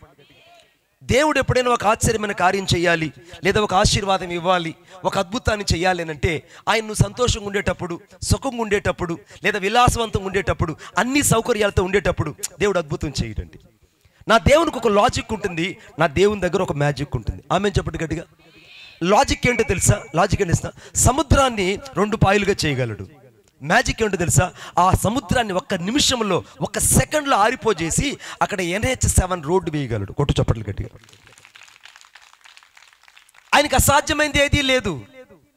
అప్పుడు దాకా ఏదైతే ఇశ్రాయేలును అడ్డగించిందో ఆ అడ్డగించిన సముద్రాన్ని దేవుడు 2 పాయలు చేసి ఒక NH రోడ్డుని అప్పటికప్పటికి వేసి ఆయన నేల మీద ఇశ్రాయేలు నడిపించాడు. ఇశ్రాయేలు కాళ్ళకు బురద అంటలేదు, ఇశ్రాయేలుకి మన్ను అంటలేదు. ఆయన నేల మీద నడిచినట్టుగా వాళ్ళు నడిచారు ఇశ్రాయేలు సముద్రపు అట్టడుగు భాగంలో. నా దేవుని ఉద్దేశం ఏంటి తెలుసా? అరణ్యములు నడుస్తున్న నీ జీవితంలో, అరణ్యం లాంటి కష్టాల కడలలో ప్రయాణం చేస్తున్న నిన్ను దేవుడు ఏదైతే నీకు అడ్డుగా ఉన్నదో ఆ అడ్డులు, ఆటంకాలని తొలగించి ఈ రాత్రి నుంచి దేవుడు ఒక సువిశాలమైన మార్గాన్ని నీ కొరకే దేవుడు సిద్ధపరిచి నడిపించబోతున్నాడు. నీ కొరకే దేవుడు, నీ కొరకే నడిపించబోతున్నాడు. నేను దేవుని ఆత్మతో నింపబడి ప్రవచనాత్మకంగా చెప్తున్నాను. నీ కొరకు దేవుడు ఒక అద్భుతాన్ని చేయడమే కాదు, ఏదైతే నీ జీవితంలో ఆటంకంగా ఉందో, ఏ సముద్రం లాంటి సమస్య అయితే నిన్ను వెంటాడుతుందో, ఏ సముద్రం లాంటి కష్టాల కడలు నిన్ను బయటకు దాటించలేకపోతుందో, ఆ సముద్రాన్ని నీ కళ్ళ ముందే దేవుడు 2 పాయలుగా చేసి ఆయన నేల మీద నడిపించడానికి శక్తిమంతుడు. ఎందుకు నువ్వు భయపడుతున్నావు? ఎందుకు నువ్వు కలవరపడిపోతున్నావు? ఎందుకు దిగులు పడిపోతున్నావు? ఇప్పుడు ఇశ్రాయేలీయులు ఐగుప్తు దేశంలో నుండి బయటకు వచ్చారు. అరణ్యములో వాళ్ళు వెళ్తూ ఉంటే ఆకలి ఆకలి ఆకలిని అరుస్తున్నారు. అరుస్తుంటే సాక్షాత్తు తండ్రి అయిన దేవుడు ఏం చేశాడంటే వారి కొరకై పరలోకములో నుండి దేవదూతలు తినే ఆహారాన్ని సాక్షాత్ తీసుకొచ్చి వాళ్ళ యొక్క పాలెములో, వాళ్ళ గుడారాల బిందు వాలేటట్టుగా చేశాడు. కొట్టు చప్పట్లు గట్టిగా. ఇశ్రాయేలుకి అర్థం కాలేదు. ఇశ్రాయేలు ఉదయాన్నే వాళ్ళు ఏమన్నారంటే ఇది ఏమి, వాట్ ఈజ్ దిస్, ఇది ఏంటిది, మాకు అర్థం కాలేదు. కొత్తిమీర గింజ వలె, అలాగనే మంచు కణంలాగా చాలా గుండ్రంగా నున్నగా ఉన్నది, నోట్లో పెట్టుకోగానే కరిగిపోతుంది, అపూపం లాగుంది, ఏంటి అని ఒకరికొకరు చెప్పుకుంటున్నారు. ఒక్కరు కూడా అర్థం కాలేదు. ఇప్పుడు ఇశ్రాయేలు యొక్క పాలెములో, ఇశ్రాయేలు యొక్క గుడారాల దగ్గర ఆ యొక్క ఉదయాన్నే వచ్చి వాలింది ఎవరంటే ఆ మంచులాగా వచ్చి ఆ మన్నా ఎక్కడ దిగిందంటే ఇశ్రాయేలు మధ్యలో దిగిందండి. ఇప్పుడు ఆ మన్నా ఎవరో కాదు, సాక్షాత్తు నజరేయుడైన యేసుక్రీస్తు ప్రభువే. మీకు సందేహం ఉంటేనే తక్కువ చప్పట్లు కొడతారు, మీకు సందేహం లేకుండా గట్టిగా వేసే చప్పట్లు కొడతారు. బాగా చూడండి. ఇప్పుడు నిర్గమకాండంలో 17వ అధ్యాయంలో వాళ్ళు ఎప్పుడైతే ఆ యొక్క గుడారాల దగ్గర వచ్చి చూశారో ఉదయాన్నే వచ్చి ఆ మంచు వచ్చి వాళ్ళ ముందు నిలబడింది. ఆ మంచుతో పాటు ఆ యొక్క గుడారాల ముందు ఆ యొక్క మన్నా వచ్చి నిలబడింది. ఇప్పుడు ఆ మన్నా ఎక్కడి నుంచి వచ్చిందంటే మంచుతో పాటు వారి యొక్క ఇళ్ల దగ్గరకు వచ్చినట్టుగా వాక్యం చెప్తుంది. చూడండి నా మాట ఒకసారి. 16వ అధ్యాయము 14వ వచనం. పడిన ఆ కాదు బిడ్డ 13వ వచనం. ఉదయమున మంచు వారి పాలెము చుట్టూ పడి ఉండెను. పడిన ఆ మంచు ఇరిగిపోయిన తరువాత నూగు మంచు వలె సన్నని కణములు అరణ్యపు భూమి మీద కనబడెను. అరణ్యం అనే మాట మళ్ళా నోట్ చేసుకోండి. అరణ్యం అనే మాట నోట్ చేసుకోండి. సీరియస్గా చెప్తా, నోట్ చేసుకోండి. ఇప్పుడు వాళ్ళకి మన్నా ఎక్కడ కనబడిందంటే అరణ్యములో కనబడింది. ఇప్పుడు ఇశ్రాయేలుకి అర్థం కాలేదు. ఇశ్రాయేలులు ఆ మన్నాను చూసి ఇది ఏమో అనుకున్నారు. కానీ యేసుక్రీస్తు ప్రభు యోహాను రాసిన వార్తలో చెప్పాడు, నీ పితరులు, మన పితరులు మన్నాను తినను అరణ్యములో చనిపోనట్టు కాదు, నీ మన్నాను తినువాడు ఎన్నటికీ చనిపోరు అన్నాడు. కొట్టు చప్పట్లు గట్టిగా. ఇప్పుడు సాక్షాత్తు యేసుక్రీస్తు ప్రభువే మన్నా. ఇప్పుడు మా మన్నాయే సాక్షాత్తు భూలోకానికి దిగి వచ్చింది ఇశ్రాయేలు కొరకు. ఈ రాత్రికాల సమయంలో యేసుక్రీస్తు ప్రభుని గురించి ఇంకా చాలా మందికి అర్థం కాలేదు, చాలా మందికి అర్థం కావట్లేదు. నేను కూడా నాకప్పుడు అర్థం కాకుండా నేను కూడా అరుగుల మీద చట్టాల మీద కూర్చునేవాడిని. నిద్ర లేచిన వెంటనే అంబస్య నారే భువన్నస్య నకస్య నహావృష్టి నహోతో నహీయాన్ సర్వేశ్వరం సర్వశః ఏషం సర్వేషం ఏషం సర్వస్య యశోంతర్యా మేషాయేని ఓం శ్రీ మృదమజయాయ నమః. ఎంతటి నిష్ట కలిగిన వ్యక్తిని. నాకు యేసుక్రీస్తు ప్రభువు అంటే తెలియదు. మా పితరులు ముందు కానీ తాతల ముత్తాతల ముందు ఎవరు కూడా యేసు ప్రభుని నమ్మలేదు. ఇంత గొప్ప దేవుడని కూడా మాకెవరు చెప్పలేదు. అజ్ఞాన తిమిరాంధకారంలో ఉంటూ మా యొక్క మనోనేత్రాలు వెలిగింపబడక మా చేతుల్లో తాయితులు, విభూతులు, రక్షరేఖలు మా శరీరం అంతా తాండవించేటివి. నేను ప్రాతకాలమున అనగా మా యొక్క ప్రాంతంలో స్వర్ణముఖి నది ఉంది. స్వర్ణముఖి నది అని, స్వర్ణముఖి నది అంటే సాక్షాత్ బంగారు ఆ నదిలో ప్రవహించదని చరిత్ర చెప్తుంది. నేను దక్షిణ కాశీలో పుట్టానని గర్వంగా చెప్పుకునేవాడిని. దక్షిణ కాశీ అంటే 2 కాశీలు ఉన్నాయి భారతదేశంలో, ఒకటి ఉత్తర కాశీ, ఒకటి దక్షిణ కాశీ. ఒకటి దక్షిణ కాశీ వచ్చి శ్రీకాళహస్తిలో ఉంది. శ్రీ అంటే సాలిపురుగు, కాళ అంటే సర్పము, హస్తి అంటే ఏనుగు. దక్షిణ కాశీ. ఆ దక్షిణ కాశీలో పుట్టిన నేను ప్రాతకాలం అరుణోదయంలో లేచి ఆ యొక్క స్వర్ణముఖి నదిలో మొనలోత నీళ్ళలో నిలబడి అంబస్య నారే భువన్నస్య నకస్య నహావృష్టి నహోతో నహీయాన్ ఏషం సర్వేషం ఏషం సర్వస్య యశోంతర్యా మేషాయేని. ఈ శ్లోకాన్ని సహస్రనామం చెప్పుకునేవాడిని. ఎవరైతే ఈ శ్లోకాన్ని సహస్రనామం చెప్తారో వారు మాత్రమే మోక్షానికి వెళ్తారన్న ప్రతీకత అక్కడ ఉంది. నేను మోక్షానికి సమీపంగా ఉంటానని నేను ఆలోచించి భ్రమపడిపోయేవాడిని.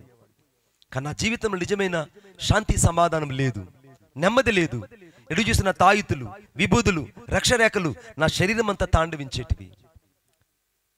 3 కోట్ల మంది మా వాళ్ళు ఉన్నారనుకొని ఎంతగానో సంతోషించేవాడిని. ఒకరు కాదు, ఇద్దరు కాదు, 3 కోట్ల మంది. ఇంత పరిస్థితిలో ఉన్న నా జీవితంలో ఇప్పుడు మీరు చూస్తూ ఉన్నట్టు కాదు, కాలు చేపడిపోయింది. పక్షవాతపు రోగినైపోయాను. తినడానికి చెయ్యలేదు, నడవడానికి కాలు లేదు. నాకున్నంత నత్తి చుట్టుపక్కల ఎవరికి లేదు. పైపెచ్చు నా కంటి చూపు మందగించిపోయింది. ఎందుకంటే ఆ పక్షవాతం వల్ల నేను ఇలాగ నడుచుకుంటూ తిరిగాను. అవిటివాడిని అయిపోయాను. ఇప్పుడు మీరు చూస్తున్నట్టు కాదు, అవిటివాడిని అయిపోయి ఇలాగ నడుస్తుంటే అందరూ నన్ను చూసి కురూపి అన్నారు. అందరూ నన్ను చూసి అసహించుకున్నారు.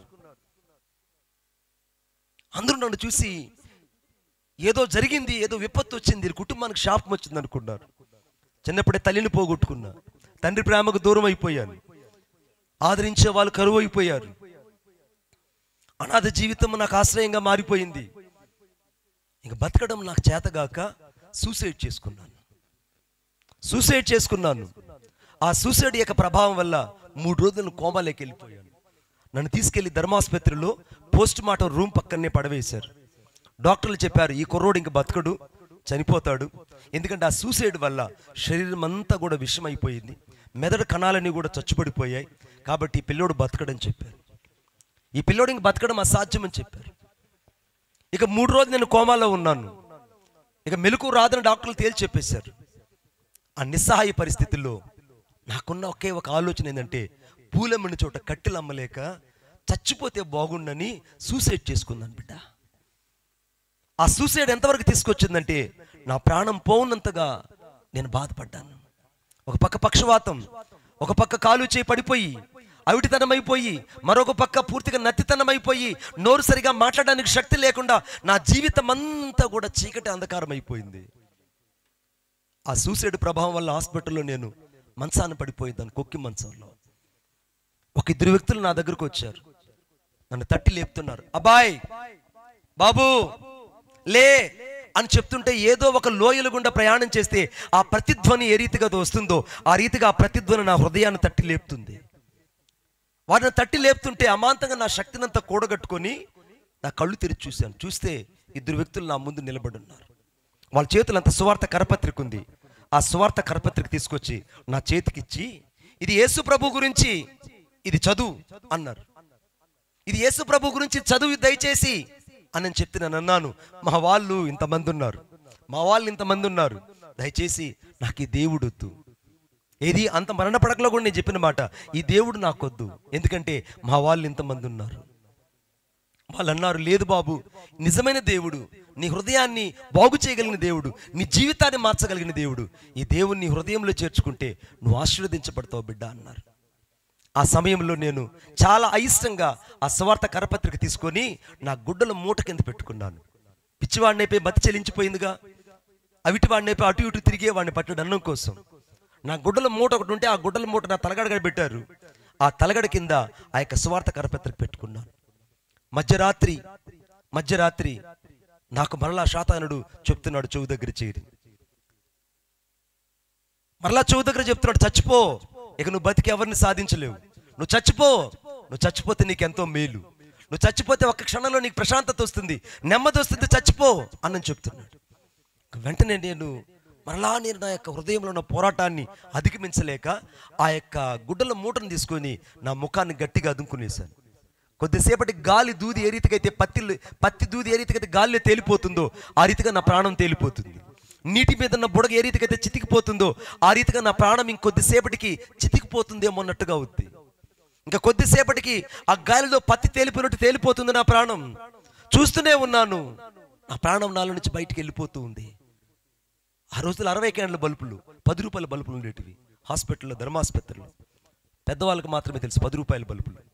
ఆ 10 రూపాయల బల్బు హాస్పిటల్లో వేస్తున్నారు. నేను ఆ బల్బు వైపు చూస్తూనే ఉన్నాను. ఉన్నట్టుగుండి ఒక గాయపడిన హస్తము తెగని కత్తిపీట మీద మాంసాన్ని కోస్తే ఏ రీతికైతే రక్తము జలని స్రవిస్తుందో అంతటి పచ్చి గాయపడిన హస్తము అచేతన స్థితిలో పడి ఉన్న నా యొద్దకు వచ్చి నిలువెల్లా నన్ను ముట్టి స్వస్థపరచగా నేను లేచి నిలబడ్డాను. ఆ రాత్రి నన్ను తాకింది నజరేయుడైన యేసుక్రీస్తు ప్రభు. ఆ రాత్రి నన్ను దర్శించింది నజరేయుడైన యేసుక్రీస్తు ప్రభు. 3వ తేదీ 5వ నెల 1997 శనివారం రోజున మధ్యరాత్రి నన్ను దర్శించింది యేసుక్రీస్తు ప్రభువు. యేసుక్రీస్తు ప్రభువు నన్ను దర్శించాడు. ఈ రాత్రి చాలా మంది చపటాల మీద కూర్చొని వాక్యం వింటున్నారు, అరుగుల మీద కూర్చొని వాక్యం వింటున్నారు, కొంతమంది ఇళ్ల డాబాల మీద కూర్చొని వింటున్నారు, మరికొంతమంది వీధి చివరల నిలబడి వింటున్నారు, మరికొంతమంది రాకుండా అరుగుల మీద ఇళ్ల ముందు కూర్చొని వింటున్నారు. నువ్వు ఎక్కడ కూర్చొని వింటున్నా నిన్ను రక్షించగలిగిన ఏకైక దేవుడు నజరేయుడైన యేసుక్రీస్తు ప్రభువే. ఆయన గాక వేరొక దేవుడు లేడు. అందుకే ప్రయాసపడి భారం మోయిచున్న సమస్త జనులారా నా యొద్దకు రండి, నేను మీకు విశ్రాంతిని కలుగు చేస్తాను. ఈ రాత్రి నెమ్మదిని ఇవ్వడానికి, ఈ రాత్రి నీకు సమాధానం ఇవ్వడానికి, ఈ రాత్రి నీకు స్వస్థతని ఇవ్వడానికి, ఈ రాత్రి నీ హృదయాన్ని బాగు చేయడానికి, ఈ రాత్రి నీ కన్నీటిని తొడవడానికి నేను ప్రకటిస్తున్న యేసుక్రీస్తు ప్రభు ఈ మందిర ఆవరణంలో నిలబడి నీతో మాట్లాడుతున్నాడు. ఆయన పేరే యేసుక్రీస్తు ప్రభు. కొట్టు చప్పట్లు గట్టిగా, ఆయన పేరే యేసుక్రీస్తు ప్రభువు. ఇంత గొప్ప అద్భుతమైన దేవుడు, ఆశ్చర్యమైన దేవుడు ఈ సాతులూరు ప్రాంతాన్ని ప్రేమించి మన ఈ సంఘం ద్వారా ఏర్పాటు చేసిన సభలలో నీకు రక్షణ దయచేయడానికి వాతావరణాన్ని కూడా అదుపులో ఉంచుకొని అద్భుతం చేసిన దేవుడు నా యేసయ్య. కొట్టో పాస్టర్ గారు, మీరు ఎంత ప్రార్థనా పరులో నాకు అర్థమైంది. Even though I have to seen that and face the problem. So నిన్న రాత్రి కూడా పెద్ద మీటింగ్స్ ఆగిపోయాయి, పెద్ద మీటింగ్స్ కూడా. పైపెచ్చు మార్నింగ్ కూడా చాలా చాలా చాలా తీవ్రమైన తుఫాను, అటు పక్క భయంకరమైన తుఫాను. కావలిలో అయితే చాలా మీటింగ్స్ క్యాన్సిల్ అయిపోయాయి, ఒంగోలులో క్యాన్సిల్ అయిపోయాయి. కారణం ఏంటంటే అంత భయంకరమైనటువంటి తుఫాను, గాలి, వాన, వర్షం. కానీ ఇక్కడ దేవుడు ఎందుకు ఆపాడో తెలుసా? నేనున్నాను బిడ్డ, మీతో కూడున్నానని. నేనున్నా మీతో పాటు. ఈ రాత్రి దేవుని యొక్క వాక్యం చెప్తుంది ఏమనంటే, ఆ యొక్క మన్నా ఆ గుడారాల దగ్గర ఏ రీతిగా అయితే వచ్చి నిలబడిందో, ఈ రాత్రి యేసుక్రీస్తు ప్రభు కూడా ఈ ప్రాంతంలో వచ్చి నిలబడి నీతో మాట్లాడుతున్నాడు. రెండోది, ఆ మంచుతో కలిసి ఆ మన్నా అక్కడికి వచ్చి నిలబడింది. ఆ మంచు ఎవరో కాదు, 133 దావీదు కీర్తన 3వ వచనం, హెర్మోను మంచు వలె, అది సహోదరుల మీద నుంచి పోయబడిన పరిమళ తైలం వల్లే, దిగజారినటువంటి మంచు వల్లే అది భూలోకానికి దిగి వచ్చినట్టుగా అహరోనుకి సాదృశ్యంగా చెప్పబడిన మంచే ఈ దేవుని మహిమ. ఇప్పుడు ఆ దేవుని మహిమతో కలిసి ఈ మన్నా ఆ యొక్క ఇశ్రాయేలు గుడారాల దగ్గర నిలబడింది. అది ఎప్పుడంటే ఉదయాన మాత్రమే వచ్చింది. మన్నా ఎన్ని గంటలకు వచ్చిందండి? ఉదయం వచ్చిందా, మధ్యాహ్నం వచ్చిందా, సాయంత్రం వచ్చిందా? చెప్పండి, చెప్పాలి గట్టిగా. ఉదయం వచ్చింది, వేకువనే వచ్చింది. కరెక్ట్గా చెప్పాడు తమ్ముడు, వేకువనే వచ్చింది. సూర్యుడు పుట్టగానే ఇక మన్నా కనపడేది కాదు, మన్నా కరిగిపోయేది, కనపడేది కాదు. ఇక నా యేసయ్య కూడా నీ ఇంటి దగ్గరకు వచ్చి, నీ వాకిటి దగ్గరకు వచ్చి, ప్రాతకాలాన్ని అరుణోదయ దర్శనంలో వేకువజామున వచ్చి నీ ఇల్లు తలుపు తట్టాడు చాలాసార్లు. నీ హృదయం అనే తలుపు తట్టాడు. నీ కుటుంబంలోకి రావాలని, నీ ఇంట్లోకి రావాలని, నీ పిల్లల్ని దీవించాలని చాలాసార్లు ఆయన వేకువ మన్నా అయి నీ కుటుంబాన్ని తట్టాడు. నువ్వు నిద్రమత్తు వల్ల, నువ్వు అనేక సార్లు సోమరితనం వల్ల, అనేక సార్లు నీ యొక్క లోకపు పనిపాటల వల్ల, నీ సొంత మానవ ప్రయత్నాల వల్ల దేవుని కూడా పక్కకు పెట్టావు బిడ్డ. అందుకే నీకు కరువు, కాటకం, నష్టం, కష్టం, కన్నీరు, వేదన ఎందుకు వచ్చాయంటే మన్నా అయిన దేవుడు సాక్షాత్తు నీ ఇంటి ముందు వచ్చి నిలబడితే ఇశ్రాయేలు ఏ రీతిగా గుర్తించలేదో ఈ రాత్రి చాలా మంది గుర్తించలేదు దేవుణ్ణి, చాలా మంది గుర్తించలేదు. రెండవది, ఈ మన్నా పరలోకము నుండి భూలోకానికి దిగి వచ్చింది. పరలోకము నుండి భూలోకానికి దిగి వచ్చింది. యేసుక్రీస్తు ప్రభు కూడా పరలోకముల నుండి తండ్రితో కూడా విడిచిపెట్టకూడని ఆ మహా గొప్ప భాగ్యాన్ని విడిచి మన కొరకై రిక్తునుగా చేసుకొని తన్ను తాను మానవుడిగా కనపడ్డాడు. తన్ను తాను మానవుడిగా కనపడ్డాడు. మూడవది, ఈ పరలోకపు మన్నా లేదా ఈ యొక్క ఇశ్రాయేలు కనబడిన ఈ మన్నా యేసుక్రీస్తు ప్రభు అని వాళ్ళకు అర్థం కాలేదు. వాళ్ళు ఒక్కొక్కరు ఒక్కొక్క పాత్ర తెచ్చుకొని ఆ పాత్ర లోపలికి మన్నాను కూర్చుకొని వారి వారి ఇళ్ళకి తెచ్చుకున్నారు. తెచ్చుకున్నోడికి తెచ్చుకున్నంత ఆమె చెప్పండి గట్టిగా. పక్కన వాళ్ళకి చేయి చెప్పండి. కై కూడా సొల్లుంగ మనం ఒక మాట సొల్లుంగ, కై కూడా సొల్లుంగ. తెలుగులో చెప్తే మీకు అర్థం కాల, అందుకే తమిళ్లో చెప్పా. పక్కన వాళ్ళకి చేయి చెప్పండి. కూర్చుకున్నోడికి కూర్చుకున్నంత, ఏసైని తెచ్చుకున్న వాళ్ళకి తెచ్చుకున్నంత, ఏసైని పొందుకున్న వాళ్ళకి పొందుకున్నంత, ఏసై గురించి మాట్లాడిన వాళ్ళకి మాట్లాడినంత. ఆమె చెప్పండి గట్టిగా. ఇప్పుడు యేసయ్యని ఎవరైతే ఎక్కువ కూర్చుకుంటారో వారు ఎక్కువగా ఆశీర్వదించబడతారు. ఆమె మీకు అద్భుతం మాట చెప్తాను. అందుకే ఆమె విస్తారంగా నన్ను ప్రేమించింది కనుక ఆమె విస్తార పాపములు క్షమించబడ్డాయి. వాక్యం బాగోచ్చు కానీ మీకు లోతు అర్థం కాదు. విస్తారంగా ప్రేమించింది. యేసయ్యని ఎవరైతే పిచ్చిగా ప్రేమిస్తారో వారు పీక్ స్టేజ్లోకి వెళ్తారు. ఆమె అంటే వారికి ఇంకా భార్య, బిడ్డలు, ఇల్లు, వాకిళ్ళు, భూములు, బుట్టలు, ఇళ్ళు, వాకిళ్ళు ఏవి కనపడవు. యేసయ్యని ప్రేమించడం అంటే నువ్వు అనుకున్నోడికి పెదాలతో ప్రేమించడం కాదు. ఆయన పూర్ణ హృదయంతో, పూర్ణాత్మతో, పూర్ణ మనసుతో ప్రేమిస్తూ ఆయన కోసం జీవితాన్ని పన్నంగా పెట్టి బలిపేట ఎదుట నువ్వు కాలిపోవడమే దేవుని ప్రేమించడం. ఆయన ప్రేమ ముందు ఏ ప్రేమ ఎక్కువ కాదు. ఒకవేళ ఎంతమందిని ప్రేమిస్తున్నానని చెప్పినా ఆ ప్రేమంతా వట్టిదే, గుర్తుపెట్టుకో, అది మట్టిది. ఈ రాత్రి నేను ప్రకటిస్తున్న దేవుడు ఇశ్రాయేలు కనబడినట్టే ఈ రాత్రి నీకు కనబడుతున్నాడు. ఇశ్రాయేలు ఆ పాత్రలో ఆ మన్నాను కూర్చుకొని ఇళ్ళకి తెచ్చుకున్నట్టు ఈ రాత్రి మన్నా అయిన యేసుక్రీస్తు ప్రభుని నీ ఇంటికి తీసుకెళ్ళగలవా? నీ బిడ్డలకి సమృద్ధి అయిన ఆహారం యేసుక్రీస్తు ప్రభు. నీ ఇంటికి సమృద్ధి అయిన ఆహారము, నీ ఆత్మకు సమృద్ధి అయిన ఆహారము, నీ వ్యక్తిగత జీవితానికి సమృద్ధి అయిన ఆహారము యేసుక్రీస్తులో ఉన్నది. అందుకే నన్ను తినువాడు నిత్య జీవము కలిగినవాడు, నా శరీరం తినువాడు నిత్య జీవము కలిగినవాడు. ఈ రాత్రి యేసుక్రీస్తు ప్రభు నిత్య జీవం అయినాడు బిడ్డ. ఇంకొక మాట చెప్పున, అరణ్యములో వాళ్ళ ఆకలంటే వాళ్ళకి మన్నా పెట్టాడు.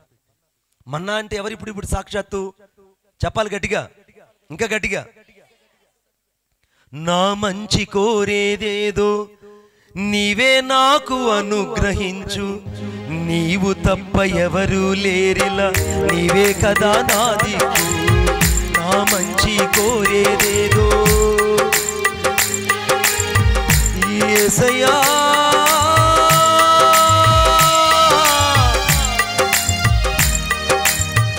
యేసయ్యా,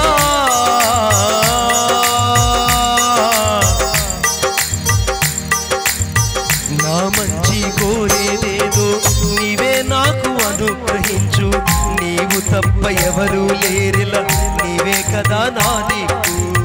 నరమాత్రుడనో ప్రభువా నశించి పోనీకయ్యా, నరమాత్రుడనో ప్రభువా నశించి పోనీకయ్యా, నాశ నీవేనయ్యా, నీవు లేక నేలేనయ్యా, నాశ నీవేనయ్యా, నీవు లేక నేలేనయ్యా. అనంత జ్ఞాని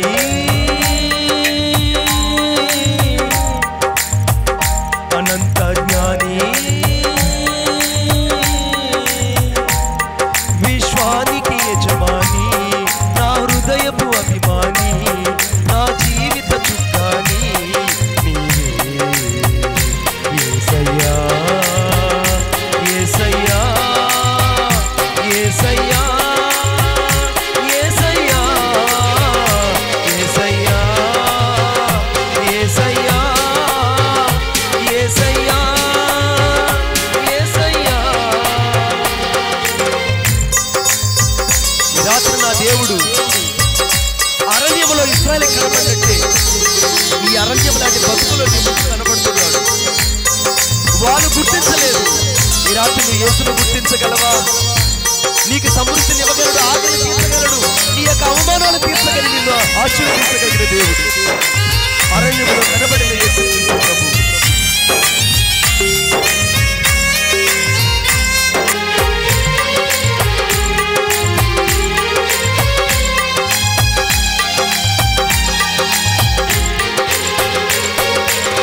ప్రాణమున్నంత వరకు పరిపూర్ణతలో ఎదిగించు, నిందలేని మనస్సాక్షితో నీతిగా నన్ను నడిపించు.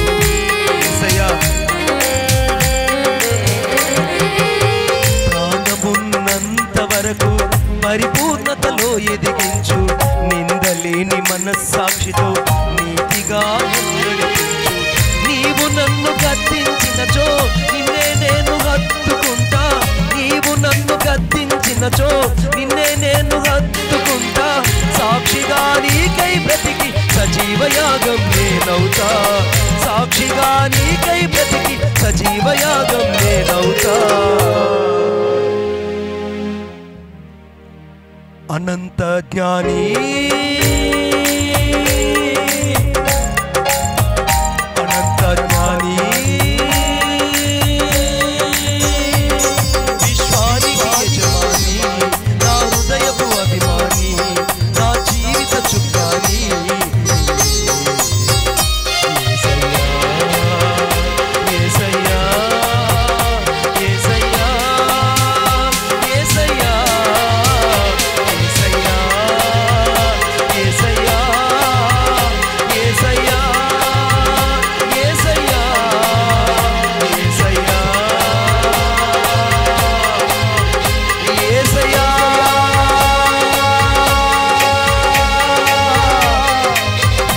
నా అభిషేకమా అరణ్యములో కనబడిరా, మన్నా నీవయ్యా. యేసయ్యా, నన్ను ఆదుకునే యేసయ్యా, నన్ను స్వస్థపరచే యేసయ్యా. చప్పట్లు కొట్టి యేసయ్యను భయపడతాం. ఈ రాత్రి దేవుడు నిన్ను అరణ్యములో ఉన్న నీకు కనబడాలని కోరుకుంటున్నాడు బిడ్డ. దేవుడు రెండవదిగా ఇశ్రాయేలు కనపడ్డాడు. ఎక్కడంటే దాహం దాహం అని అల్లాడిపోతుంటే సాక్షాత్తు ఆ చీల్చబడిన బండ యొద్దకు వారు వెళ్ళారు. వెళ్తే వారి కొరకు దేవుడే ఆ బండను రెండుగా చీల్చాడు. చీల్చడానికి ముందు దేవుడు ఒక అద్భుతం చేశాడంటే మోషేతో చెప్పాడు, మోషే నీ వెళ్ళి మాట్లాడు చాలు, just go and speak to the rock, నీ వెళ్ళి ఆ రాయితో మాట్లాడు అని అన్నాడు. మోషే మూర్ఖులారా ద్రోహులారా మీకు నీళ్లు కావాలని వెంటనే ఆ బండను వెళ్ళి తన చేతిలో ఉన్న కర్రతో 2 సార్లు కొట్టాడంతే. మోషే చేతిలో ఉన్నది కర్ర కాదు, సాక్షాత్తు ధర్మశాస్త్రం. ఆ ధర్మశాస్త్రం ఎప్పుడైతే యేసుక్రీస్తు ప్రభును కొట్టిందో అప్పుడు ఆయన సిలువలో తను తాను బలిగా అప్పగించబడ్డాడు. అందుకే ఆ బండ 2 పాయలుగా చీలిపోయింది. మొదటి భాగమేమో పాత నిబంధన, రెండవ భాగమేమో క్రొత్త నిబంధన. ఆ 2 క్రొత్త నిబంధన పాత నిబంధన మధ్యలో నుంచే నజరేయుడైన యేసుక్రీస్తు ప్రభు బయట వచ్చాడు. ఇంకా గట్టిగా కొట్టరే చప్పట్లు గట్టిగా. యేసుక్రీస్తు ప్రభు బయట వచ్చారు. ఇప్పుడు ఆ చీల్చబడిన బండ యేసుక్రీస్తు ప్రభువే. అందుకే మొదటి కొరింథీ పత్రిక 4వ అధ్యాయం, మొదటి కొరింథీ పత్రిక 10వ అధ్యాయం 4వ వచనంలో అరణ్యములో ఇశ్రాయేలీయులు ఆ బండను వెంబడించారు. తాము వెంబడించిన ఆ బండ క్రీస్తే. ఇప్పుడు ఆ బండ ఎవరు? సాక్షాత్తు యేసుక్రీస్తు ప్రభు. ఆ బండలోంచి వచ్చిన నీళ్లు సాక్షాత్ ఇశ్రాయేలుకు దాహం తీర్చడానికి వచ్చిన నీళ్లు కాదు. అది దేవుని యొక్క ఆత్మ సంబంధమైన జలాలు, వాక్య సంబంధమైన జలాలు, వాక్యమైన రూపమే వారిని వెంబడించింది. ఇశ్రాయేలీయుల నీళ్లు తాగినా కూడా వాళ్ళకి అర్థం కాలేదు. ఈ రాత్రి నీ దాహం ఏదో, ఇంకా ఈ రాత్రి నీ తపనేంటో, ఏది సంపాదించాలని ప్రయత్నిస్తున్నావో, దేని కొరకు పోరాడుతున్నావో నువ్వు ఆలోచించాలి. అన్నిటికీ జోబీలు ఉంటాయి. ఇక్కడ జోబీలు ఉంటాయి, ఇక్కడ జోబీలు ఉంటాయి, బ్యాక్ పాకెట్లో జోబీలు ఉంటాయి. ఈ మధ్య నేను ఒక మీటింగ్కి వెళ్ళి అటు ఇటు తిరుగుతున్నాను నైట్ పూట వాకింగ్కి. వెళ్తుంటే ఒక ఆమె సెల్ ఫోన్ మాట్లాడుతుంటే నన్ను చూడంగానే అమ్మో బ్రదర్ వచ్చాడని చెప్పి ఆ సెల్ ఫోన్ తీసి నైటీలో జోబీలు వేసుకునేసి. నాకు అప్పుడు దాకా తెలియదు నైటీకి జోబీ ఉంటుందని. నాకేం పని, నైటీకి జోబీ ఉంటుంది నాకు తెలియదు. ఆడవాళ్ళకు కూడా నైటీలలో జోబీలు ఉన్నాయి. అర్థమైందా? వాళ్ళ జోలు కూడా బాబాకండి, జాగ్రత్త.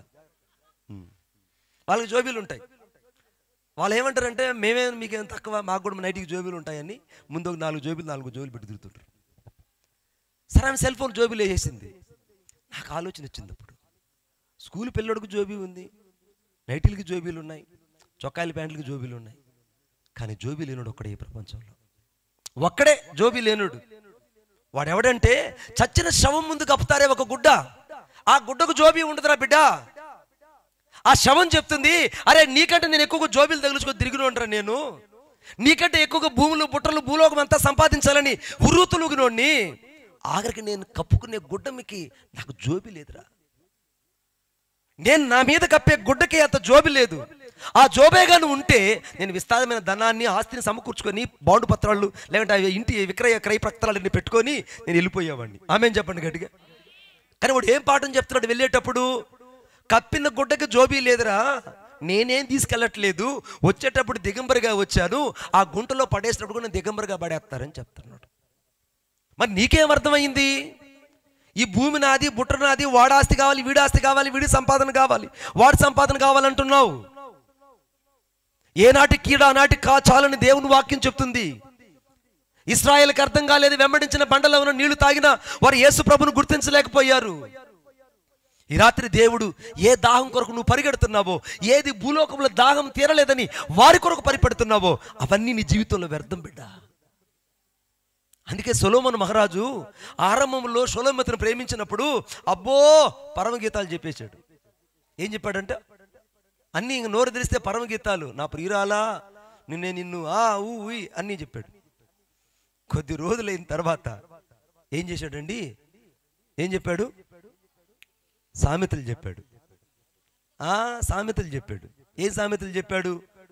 పగవానింట కొవ్విన మాంసం తినడం కంటే ప్రేమ కలిగిన వానింట ఆకుకూరలు తినడం మేలు. గయ్యాలతో పెద్ద ఇంట్లో ఉండడం కంటే మిద్ది మీద ఒక టెంట్ వేసుకొని వాళ్ళు ఉండడం మంచిది. అర్థమైందా? ముసురుతున్నటువంటి ఆ యొక్క మంచు పడే బిందువులతో ఎలాగుంటుందో గయ్యాలతో పోరాటం కూడా అలాగే ఉంటుందని సామెతలు చెప్పడం ప్రారంభించాడు. కొద్ది రోజులుగా అవి కూడా ఓవర్కమ్ అయిపోయాయి. విలాప గీతాలు స్టార్ట్ చేశాడు. హల్లెలూయా. సమస్తం నా జీవితంలో ఏది సంపాదింత శూన్యము, అది మనిషిది గాలి వంటిది, వట్టి వంటిది, నీటి వంటిది అని చెప్పడం ప్రారంభించాడు. కొద్ది రోజులకి ప్రసంగ గ్రంథం రాసి అంతా వ్యర్థం అన్నాడు. ఆమె చెప్పండి గట్టిగా. అంతా ఏమన్నాడు? పరంగీతం రాసినాడు కూడా చివరికి ప్రసంగి చెప్పాల్సిందే. గుర్తుపెట్టుకో. ఏదైతే ఇప్పుడు నువ్వు పరంగీతం అనుకుంటున్నావో పరంగీతం ఒక రోజు నేను ప్రసంగ గ్రంథానికి చేరుస్తుంది. అందుకే నువ్వు పరంగీతమైన యేసు ప్రభుతో ప్రారంభిస్తే పరలోకంలో కూడా నువ్వు పరంగీతం పాడుతావు. కొట్టు చప్పట్లు గట్టిగా. ఈ రాత్రి నువ్వు యేసుని ఎంతగా ప్రేమిస్తే అంతగా నువ్వు క్షమించబడతావు. యేసుని ఎంతగా నువ్వు స్వీకరిస్తే అంతగా దీవించబడతావు. యేసుని ఎంతగా నువ్వు అర్థం చేసుకోగలిగితే అంతగా నువ్వు ఆశీర్వదించబడతావు. ఇప్పుడు నేను ముగింపులోకి వస్తున్నాను.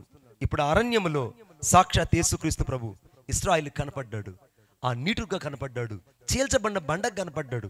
వాళ్ళకి అర్థం కాల. మన్నాగా కనపడ్డాడు, వాళ్ళకి అర్థం కాల. చివరకు మేఘస్తంభంగా కనపడ్డాడు. అందుకే అపోస్తల కార్యము అనగా హెబ్రీయుల రాసిన పత్రిక 12వ అధ్యాయం 1వ వచనంలో ఇంత గొప్ప సాక్షి సమూహం మేఘం వల్లే మనల్ని ఆవరించినందున రాయబడింది. లూకా రాసిన 9వ అధ్యాయంలో ఆయన మేఘముల నుండి మాట్లాడెను, ఇదిగో ఈయన నా ప్రియకుమారుడు, ఈయన యందు మీరు ఆనందించుడి, ఈయన యందు నేను ఆనందిస్తానని చెప్పాడు. మేఘముల నుండి మాట్లాడాడు.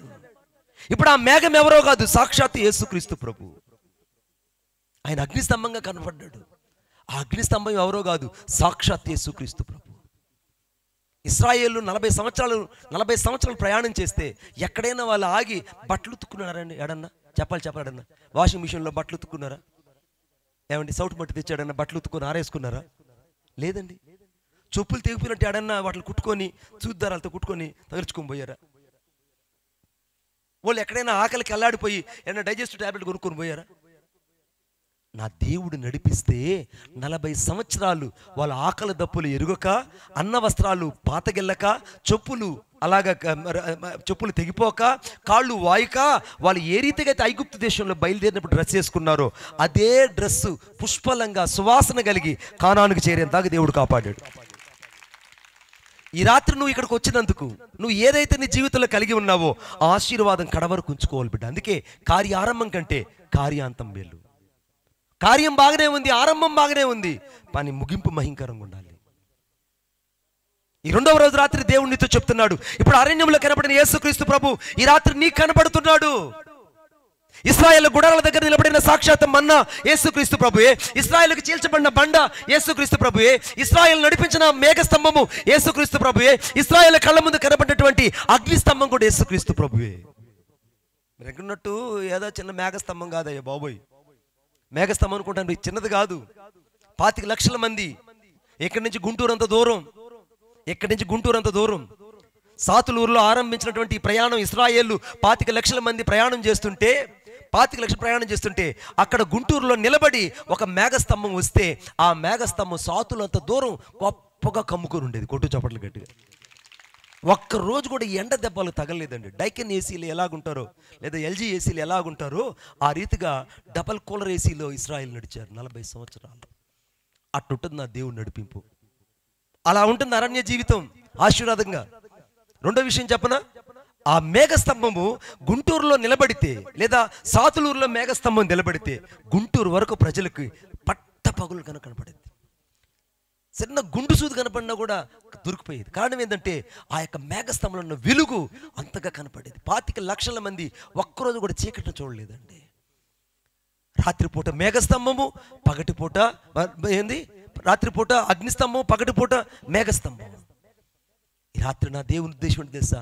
అరణ్యంలో వారి పక్షంగా యుద్ధాలు చేసిన దేవుడు ఈ అరణ్యం లాంటి జీవితంలో ప్రయాణం చేస్తున్న నీ జీవితంలో ఈ రాత్రి యేసు కనపడి యుద్ధాలు చేయబోతున్నాడు. ఆమేన్. నీ శత్రువులతో యుద్ధం చేస్తాడు. నువ్వు పోరాడేది ఇక నీవు కాదు, నువ్వు ప్రయాణం చేయాల్సింది మనుషులతో కాదు, నువ్వు పరిగెత్తాల్సింది మనుషుల కోసం కాదు, ఇక యేసు కొరకు పరిగెత్తు. అందుకే దేవుని వాక్యం రాయబడింది ఏమని తెలుసా? నేను లోకం ఇచ్చినట్టు కాదు, నా శాంతిని మీకు ఇచ్చుచున్నాను. యేసయ్య నిజమైన శాంతిని నీకు ఇస్తున్నాడు. ఆయన నీకోసం సొగసు స్వరూపం లేకుండా కోల్పోయాడు. నీకోసం రక్తం కాచి తన తాను అనగా తండ్రి చిత్తానికి అప్పగించుకున్న దేవుడుగా కనపడ్డాడు. వ్యాధిగ్రస్తుడుగా వ్యసనాక్రాంతుడుగా మార్చబడ్డాడు. సొగసు స్వరూపం కోల్పోయాడు. ఆయన నీ కొరకు తన తాను రిక్తుడుగా మార్చుకున్నాడు. కనీసం ఆయన చుట్టూ చేరి 256 మంది సైనికులు ఆయన చుట్టూ చేరి ముఖాను థూ థూ థూ అని ఉమ్మేస్తుంటే ఆ ఉమ్మునంతా ఆయన అలాగా దిగజారిపోయింది. ఆ ఉమ్మును తుడుచుకోవడానికి కూడా యేసయ్యకి చేతులు లేవు.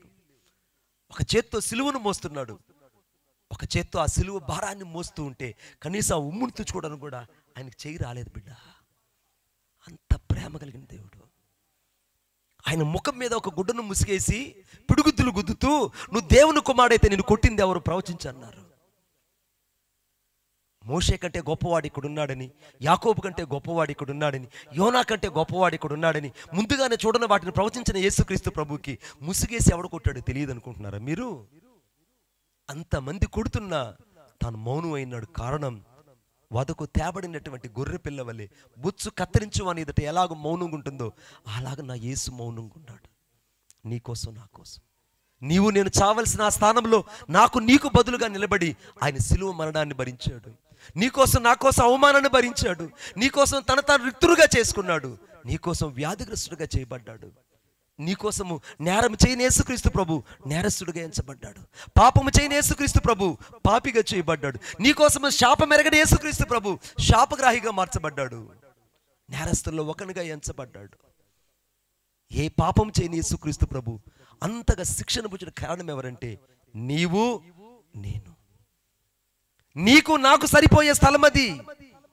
కానీ నీవు నేను ఉండవలసిన ఆ స్థలంలో నిన్ను ప్రేమించి నాకు బదులుగా నీకు బదులుగా సిలువలో వేలాడాడే ఆ ప్రభు అయిన యేసయ్య ప్రేమ ఈ రాత్రిని క్షమించబోతుంది. అందుకే వాక్యం రాయబడింది. మొదటి యోహాను రాసిన పత్రిక 1వ అధ్యాయం 9వ వచనంలో మన పాపను మనం ఒప్పుకునేలా ఆయన నమ్మదగిన వాడు నీతిమంతుడు. ఈ రాత్రి యేసుక్రీస్తు ప్రభు నమ్మదగిన వాడు నీతిమంతుడు బిడ్డ. ఆయన తన రక్తంతో కడిగి శుద్ధీకరించగలడు.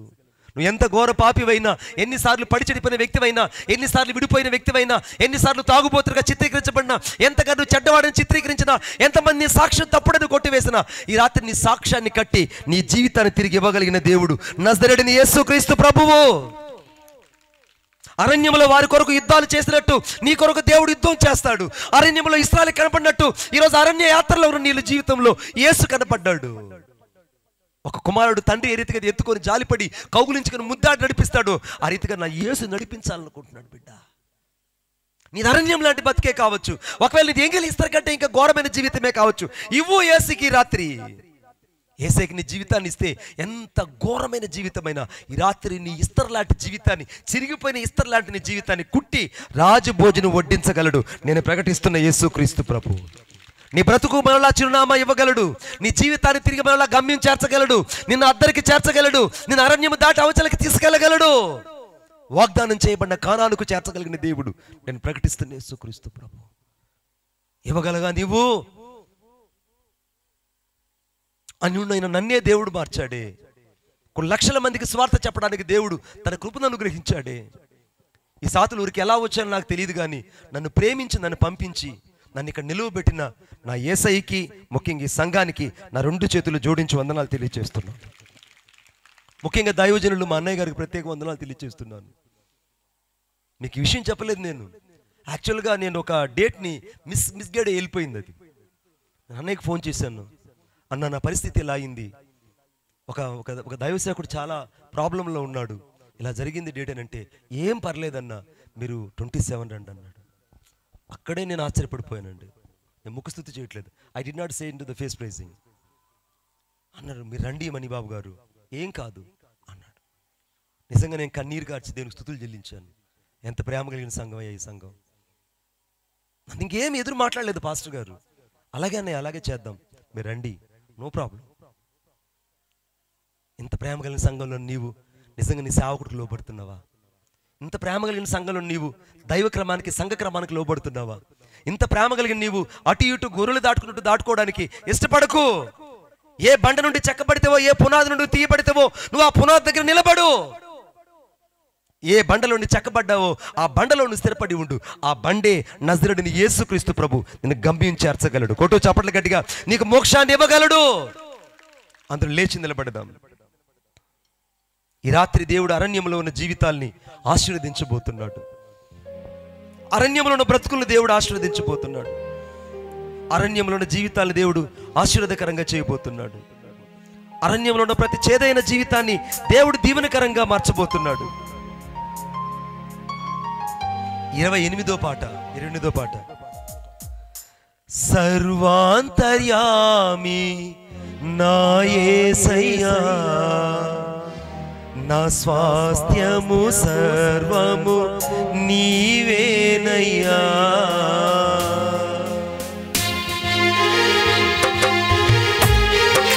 Thank you lord.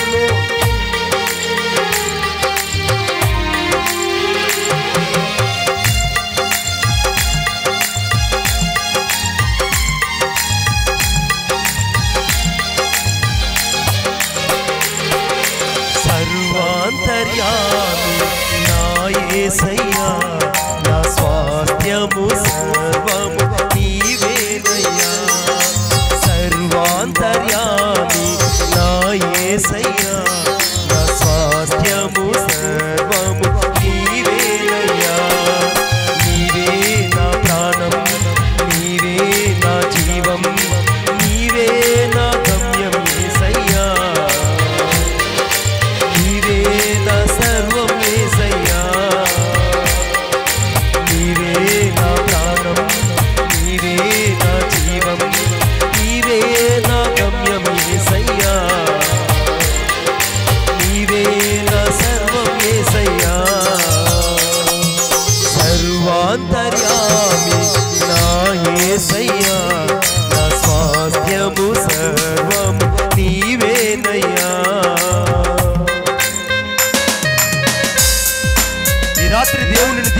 చూసేయబోతున్నాడు.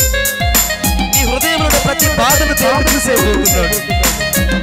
అరణ్యం లాంటి జీవితంలో నీవు ఉన్నా, ఆవేదనలో నువ్వు ఉన్నా, ఈ రాత్రి దేవుడిని ఆశీర్వదించబోతున్నాడు. We have to receive the great blessing of the Lord in this time. Oh, thank you, Lord.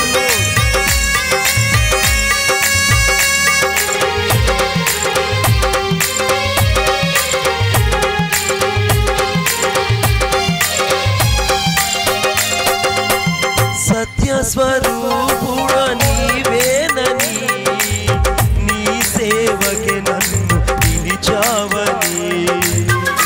యేసయ్యా, నీవు నన్ను పిలవకపోతే నా గమ్యమే లేదు కదా. సత్యస్వరూపుడ నీవేనని, నీ సేవకే నన్ను పిలిచావని. మనోహరమైన నీ రూపము మరువజాలను నీ మహిమను, మదిలో ఎదిలెను నీ గానము. మహనీయుడవై వచ్చావని, నీవే నా స్నేహం, నీవే నా బంధం, నీవే నా గమ్యం యేసయ్యా, నీవే నా సర్వం యేసయ్యా. నీవే నా స్నేహం, నీవే నా బంధం, నీవే నా గమ్యం యేసయ్యా, నీవే నా సర్వం యేసయ్యా. సర్వాంతర్యామి నా యేసయ్యా, నా స్వాస్థ్యము సర్వం నీవేనయ్యా. సర్వాంతర్యామి నా యేసయ్యా, నా స్వాస్థ్యము సర్వము నీవేనయ్యా. నా యేసయ్య ఎందుకు చెయ్యి విడుముడు, నీ అవమానాల జీవితంలో ఆశీర్వాదాన్ని ఇవ్వడానికి, ఓడిపోయిన నిన్ను దీవెనకరంగా ఉంచడానికి, చెదిరిన నీ గుండెను బాగు చేయడానికి, నీ కొరకు దిగి వచ్చిన వారు నజరేయుడైన యేసుక్రీస్తు ప్రభు. మనిషిని మనిషిగా మార్చగలిగిన దేవుడు, నీ మదిలో ఉన్న ప్రతి సమస్యకు జవాబు ఇవ్వగలిగిన దేవుడు యేసుక్రీస్తు ప్రభు.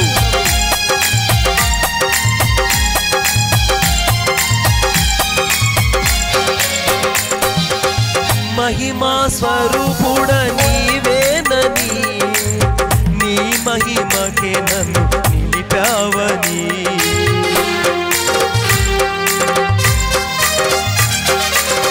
మహిమా స్వరూపుడ నీవేనని, నీ మహిమకే నన్ను నిలిపావని. మహిమైశ్వర్యము నీ చుటకై, మహనీయుడవై వచ్చావని. మధురమైనది నీ నామము, మరచి క్షణమైన మనగలనా. నీవే నా స్నేహం, నీవే నా బంధం, నీవే నా గమ్యం యేసయ్యా, నీవే నా సర్వం యేసయ్యా. నీవే నా స్నేహం, నీవే నా బంధం, నీవే నా గమ్యం యేసయ్యా, నీవే నా సర్వం యేసయ్యా. సర్వాంతర్యామి నా యేసయ్యా, నా స్వాస్థ్యము సర్వము నీవేనయ్యా. సర్వాంతర్యామి నా యేసయ్యా, నా స్వాస్థ్యము సర్వము నీవేనయ్యా. నీవే నా ప్రాణం, నీవే నా జీవం, నీవే నా గమ్యం యేసయ్యా, నీవే నా సర్వం యేసయ్యా. నీవే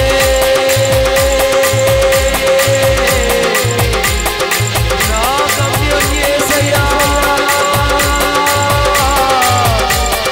నా జీవం నీవే, నా గమ్యం నీవయ్యా. నన్ను దరిచేర్చే దేవుడవు నీవేనయ్యా.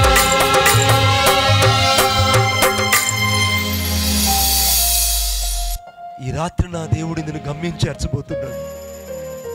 నీది అరణ్యం లాంటి జీవితమే కావచ్చు, అరణ్యములో అలసిపోయిన జీవితమే కావచ్చు. ఈ రాత్రి చాలా మంది ఇక్కడ నిలబడి ఉన్నారు. హృదయంలో లోతైన గాయాలు కలిగి అంతరంగంలో లోతైన బాధలు అనుభవిస్తున్న వాళ్ళు ఇక్కడ ఉన్నారు. ఈ రాత్రి నువ్వు ఏ పరిస్థితులు ఇక్కడికి వచ్చావో యేసయ్యకి తెలుసు. ఆయనతో ఒక్కసారి మాట్లాడి చూడు. Just talk with the lord in time. ఒక్క నిమిషం దేవునితో మాట్లాడి చూడు. నువ్వు వచ్చేటప్పుడు నీ ఆఫీస్లో ఒక సమస్య ఎదురైంది. నీ పై అధికారి నిన్ను తక్కువ చేసి మాట్లాడాడు కదూ, బాధపడుకో. నీ అధికారి నిన్ను తక్కువ చేసి నిన్ను మాట్లాడాడు కదూ, భయపడుకో. నీ యథార్థత దేవునికి తెలుసు. నీ యథార్థత దేవునికి తెలుసు. ఈ రాత్రి దేవుని వాక్యం చెప్తుంది, ఆయన యథార్థవంతునికి ఏ మేలు చేయక మానడు. కొట్టు చప్పట్ల గట్టిగా, యథార్థవంతునికి ఏ మేలు చేయక మానడు. నువ్వు ఉన్న దాంట్లో యథార్థతగా ఉన్నావు కనుక నా దేవుడు నీకు మేలు చేస్తాడు. హాగరి అరణ్యములు అటు ఇటు నడుగుతున్న ఆమెను దేవుడు తీసుకొని తన బిడ్డను ఆశీర్వదించినట్టు ఈ రాత్రి దేవుడు నీ బిడ్డను దీవించిపోతున్నాడు. ఏ డాక్టర్లు బాగు చేయలేని నిన్ను, ఏ డాక్టర్లు నీ వ్యాధి గురించి ఆలోచించలేని నిన్ను, ఎన్ని రిపోర్ట్స్ నీకు పాజిటివ్గా నెగిటివ్గా మార్చబడినా ఈ రాత్రి నేను ప్రకటిస్తున్న యేసుక్రీస్తు ప్రభు నేను సంపూర్ణంగా స్వస్థపరిచి ఆరోగ్యవంతుడుగా ఆరోగ్యవంతురాలుగా పంపించబోతున్నాడు. నా యేసయ్య నీకు పూర్ణ ఆరోగ్యాన్ని ఇవ్వబోతున్నాడు. నువ్వు పోగొట్టుకున్న సమస్తాన్ని ఈ రాత్రి యేసయ్య నీకు ఇచ్చి పంపించబోతున్నాడు. సమస్తాన్ని దేవుడు నీకు ఇచ్చి పంపించబోతున్నాడు. ఎక్కడ అవమానించబడ్డావో, ఎక్కడ నిందించబడ్డావో, ఎక్కడ విసర్జించబడి త్రోయబడ్డావో అక్కడ దేవుడిని ఒక దీవెనకరంగా దేవుడిని బిడ్డలు చేయబోతున్నాడు. ఓడిపోయిన నీ జీవితంలో, చెదిరిపోయిన నీ జీవితంలో, చిరునామా లేని నీ జీవితంలో ఆశీర్వాదాన్ని రాత్రి యేసు ఇవ్వబోతున్నాడు. అరణ్యములో ఇశ్రాయేలును ఆశీర్వదించినట్టుగా ఈ రాత్రి అరణ్య యాత్రలో ఉన్న నిన్ను దేవుడు దీవించబోతున్నాడు. నాతో పాటు ప్రార్థన చెప్పండి. యేసయ్యా, ఇంకా గట్టిగా, యేసయ్యా ఈ రాత్రి నా హృదయంలోనికి మిమ్ములను నా సొంత రక్షకుడుగా అంగీకరిస్తున్నాను. నా హృదయంలోనికి మిమ్ములను ఆహ్వానిస్తున్నాను. నాకు శాంతిని సమాధానాన్ని రక్షణను అనుగ్రహించండి. యేసు నామములో ప్రార్థించుచున్నాము తండ్రి. ఆమేన్. ఇప్పుడు నీకు ఎక్కడ అనారోగ్యం ఉంది అక్కడ మీ కుడి హస్తాన్ని ఉంచండి. ఎక్కడ నీకు అనారోగ్యం ఉందో, ఎక్కడ నీకు అనారోగ్యం ఉందో అక్కడ మీ కుడి హస్తాన్ని ఉంచండి. ఎవరికి చెప్పుకోలేనంత బాధ. పిల్లలు లేరనుకున్న నిన్ను నా దేవుడు సంతతి కలిగిన ఇల్లాలుగా చేయబోతున్నాడు. వంశమే లేని నిన్ను దేవుడు వంశోధారకుడి నుంచి దేవుడిని బిడ్డలను ఆశీర్వదించబోతున్నాడు. ఎన్ని ఇంటర్వ్యూలకు వెళ్ళినా ఉద్యోగం లేక, ఎన్ని ఎగ్జామ్లు రాసినా ఓటమిని చూస్తున్న నీకు, ఎన్ని పరీక్షలు రాసినా అపజయాలు ఎదుర్కొంటున్న నీకు నా దేవుడు ఉన్నతమైన ఉద్యోగాన్ని ఇచ్చి దీవించబోతున్నాడు. ఉన్నతమైన ఆశీర్వాదాన్ని ఇచ్చి దీవించబోతున్నాడు. ఎంత సంపాదించినా, ఎంత ప్రయాసపడినా అప్పుల జాబితాల నుంచి బయటకు రాలేక, అప్పుల కొలిముల నుంచి బయటకు రాలేక, అప్పుల పర్వతాల మధ్యలో కూరుకుపోయిన నిన్ను నా దేవుడి రాత్రి ఆశీర్వదించి అప్పుల ఊబిలోంచి బయటకు తీసుకొచ్చి దీవించబోతున్నాడు. నీ ఒక దీవెనకరంగా ఉండబోతున్నావు. నువ్వు ఒక ఆశీర్వాదకరంగా ఉండబోతున్నావు. మీ కుడి హస్తాన్ని నుంచండి. నీ కోసం ప్రార్థన చేయబోతున్నాను. ప్రేమగల మా తండ్రి, నీకు వందనాలు చెల్లిస్తున్నాను. యేసుక్రీస్తు నామములో ఈ రాత్రికాల సమయంలో నీ బిడ్డల కోసం ప్రార్థిస్తున్నాను ప్రభువా. ఎక్కడ నీ బిడ్డలు తమ కుడి హస్తాన్ని ఉంచారో ఇప్పుడే యేసుక్రీస్తు నామములో వ్యాధి స్వస్థపరచబడును గాక. యేసు నామములో సంపూర్ణమైన స్వస్థత కలుగును గాక. సంపూర్ణమైన విడుదల కలుగును గాక. నిర్గమకాండం 15వ అధ్యాయం 26వ వచనం ప్రకారంగా నిన్ను స్వస్థపరిచే యెహోవా నేనని సెలవిచ్చిన దేవుడువు. నీ బిడ్డలకి ఇప్పుడే సంపూర్ణమైన స్వస్థత కలుగును గాక. ఆమేన్. విశేషంగా ప్రభువా ఈ సమయంలో యేసుక్రీస్తు నామములో అద్భుతాలు, ఆశ్చర్య కార్యాలు నీ బిడ్డల జీవితంలో జరుగును గాక. సంతతి లేని నీకు దేవుడు మగ పిల్లవాడిని దయచేయును గాక. ఏ అనారోగ్యం అయితే నీ జీవితంలో ఉందో, ఏదైతే నీ జీవితంలో వెంటాడుతున్నదో ఆ వెంటాడుతున్న అనారోగ్యపు నమూనాలు యేసు నామములో కాలిపోవును గాక. ఈ రాత్రి యోహాను సువార్త అనగా 8వ అధ్యాయం 7వ వచనం ప్రకారంగా, మత్తయి రాసిన సువార్త అనగా 17వ అధ్యాయం 3-4 వచనాల ప్రకారంగా సంపూర్ణమైన స్వస్థత నా దేవుడు అనుగ్రహించును గాక. ఆమేన్. మొదటి పేతురు రాసిన పత్రిక 2వ అధ్యాయము అనగా 24వ వచనం ప్రకారముగా ఆయన పొందిన గాయాలలో ఉన్న సంపూర్ణమైన స్వస్థత ఇప్పుడే అనుగ్రహించబడును గాక. 53వ అధ్యాయం 5వ వచనం ప్రకారముగా ఆయన పొందిన గాయాల నుండి సంపూర్ణమైన స్వస్థత ప్రజలకు దయచేయబడును గాక. ఈ రాత్రి స్వస్థత, ఆరోగ్యము, క్షేమము నీ కృప నీ బిడ్డలకు దయచేసినందుకే వందనాలు చెల్లిస్తూ యేసుక్రీస్తు నామములో ప్రార్థన చేసి వేడుకొనుచున్నాను తండ్రి. ఆమేన్. చప్పట్లు కొట్టి యేసుని మహిమపరుద్దాం. ఈ రోజున దేవుడు మనకు మంచి వాతావరణాన్ని ఇచ్చి ఈ కూటాలు ఇలా జరిగిస్తున్న నా దేవునికి మహిమ, ఘనత, ప్రభావములు కలుగును గాక. నన్ను ఈ రాత్రి ఇక్కడ ఆహ్వానించినటువంటి సంఘం అంతటికి, గ్రామం అంతటికి నా 2 చేతులు జోడించి వందనాలు తెలియజేస్తున్నాను. ముఖ్యంగా దైవజనులు మా అన్నగారికి ప్రత్యేక వందనాలు తెలియజేస్తున్నాను. ఎందుకంటే నేను చెప్పాను కదా, నేను రిక్వెస్ట్ చేసుకున్న వెంటనే యాక్సెప్ట్ చేసినటువంటి ఆయన పెద్ద మనసుకు నా 2 చేతులు జోడించి వందనాలు తెలియజేస్తున్నాను. ఈ సమయాన్ని నేను అయ్యగారికి అప్పగిస్తున్నాను.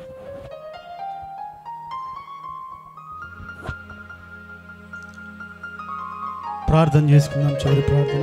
తండ్రి, నీకు వందనాలు, స్తోత్రాలు చెల్లించుకుంటున్నామయ్యా.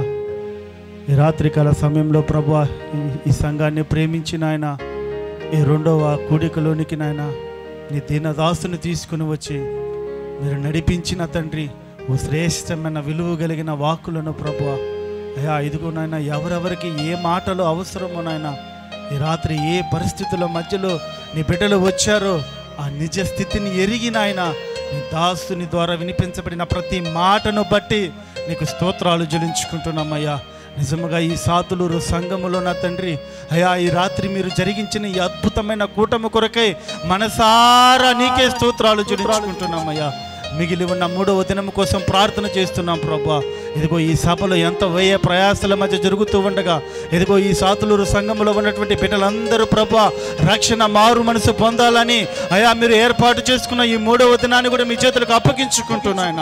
ఇదిగో మిగిలి ఉన్న పని అంతటిని మీ చేతులకు అప్పగించుకుంటూ నీ దీన దాసుని నాయన మరెన్నో ప్రాంతాల్లో నా తండ్రి బహుబలముగా మీరు నాయన వాడుకుంటున్నందుకే స్తోత్రాలు చెల్లించుకుంటూ దీవించమని, సంఘాన్ని దీవించమని, సంఘాన్ని ఆశీర్వదించమని, నీ దాసుని దర్శించమని, ఇంకా నీ సేవకుడు నా తండ్రి ఇక్కడ పరిచర్య చేస్తున్నటువంటి సేవకుని కుటుంబాన్ని దీవించమని కోరుకుంటూ యేసుక్రీస్తు నామములో ప్రార్థన చేసి అడిగి వేడుకుంటున్నాము తండ్రి. ఆమేన్.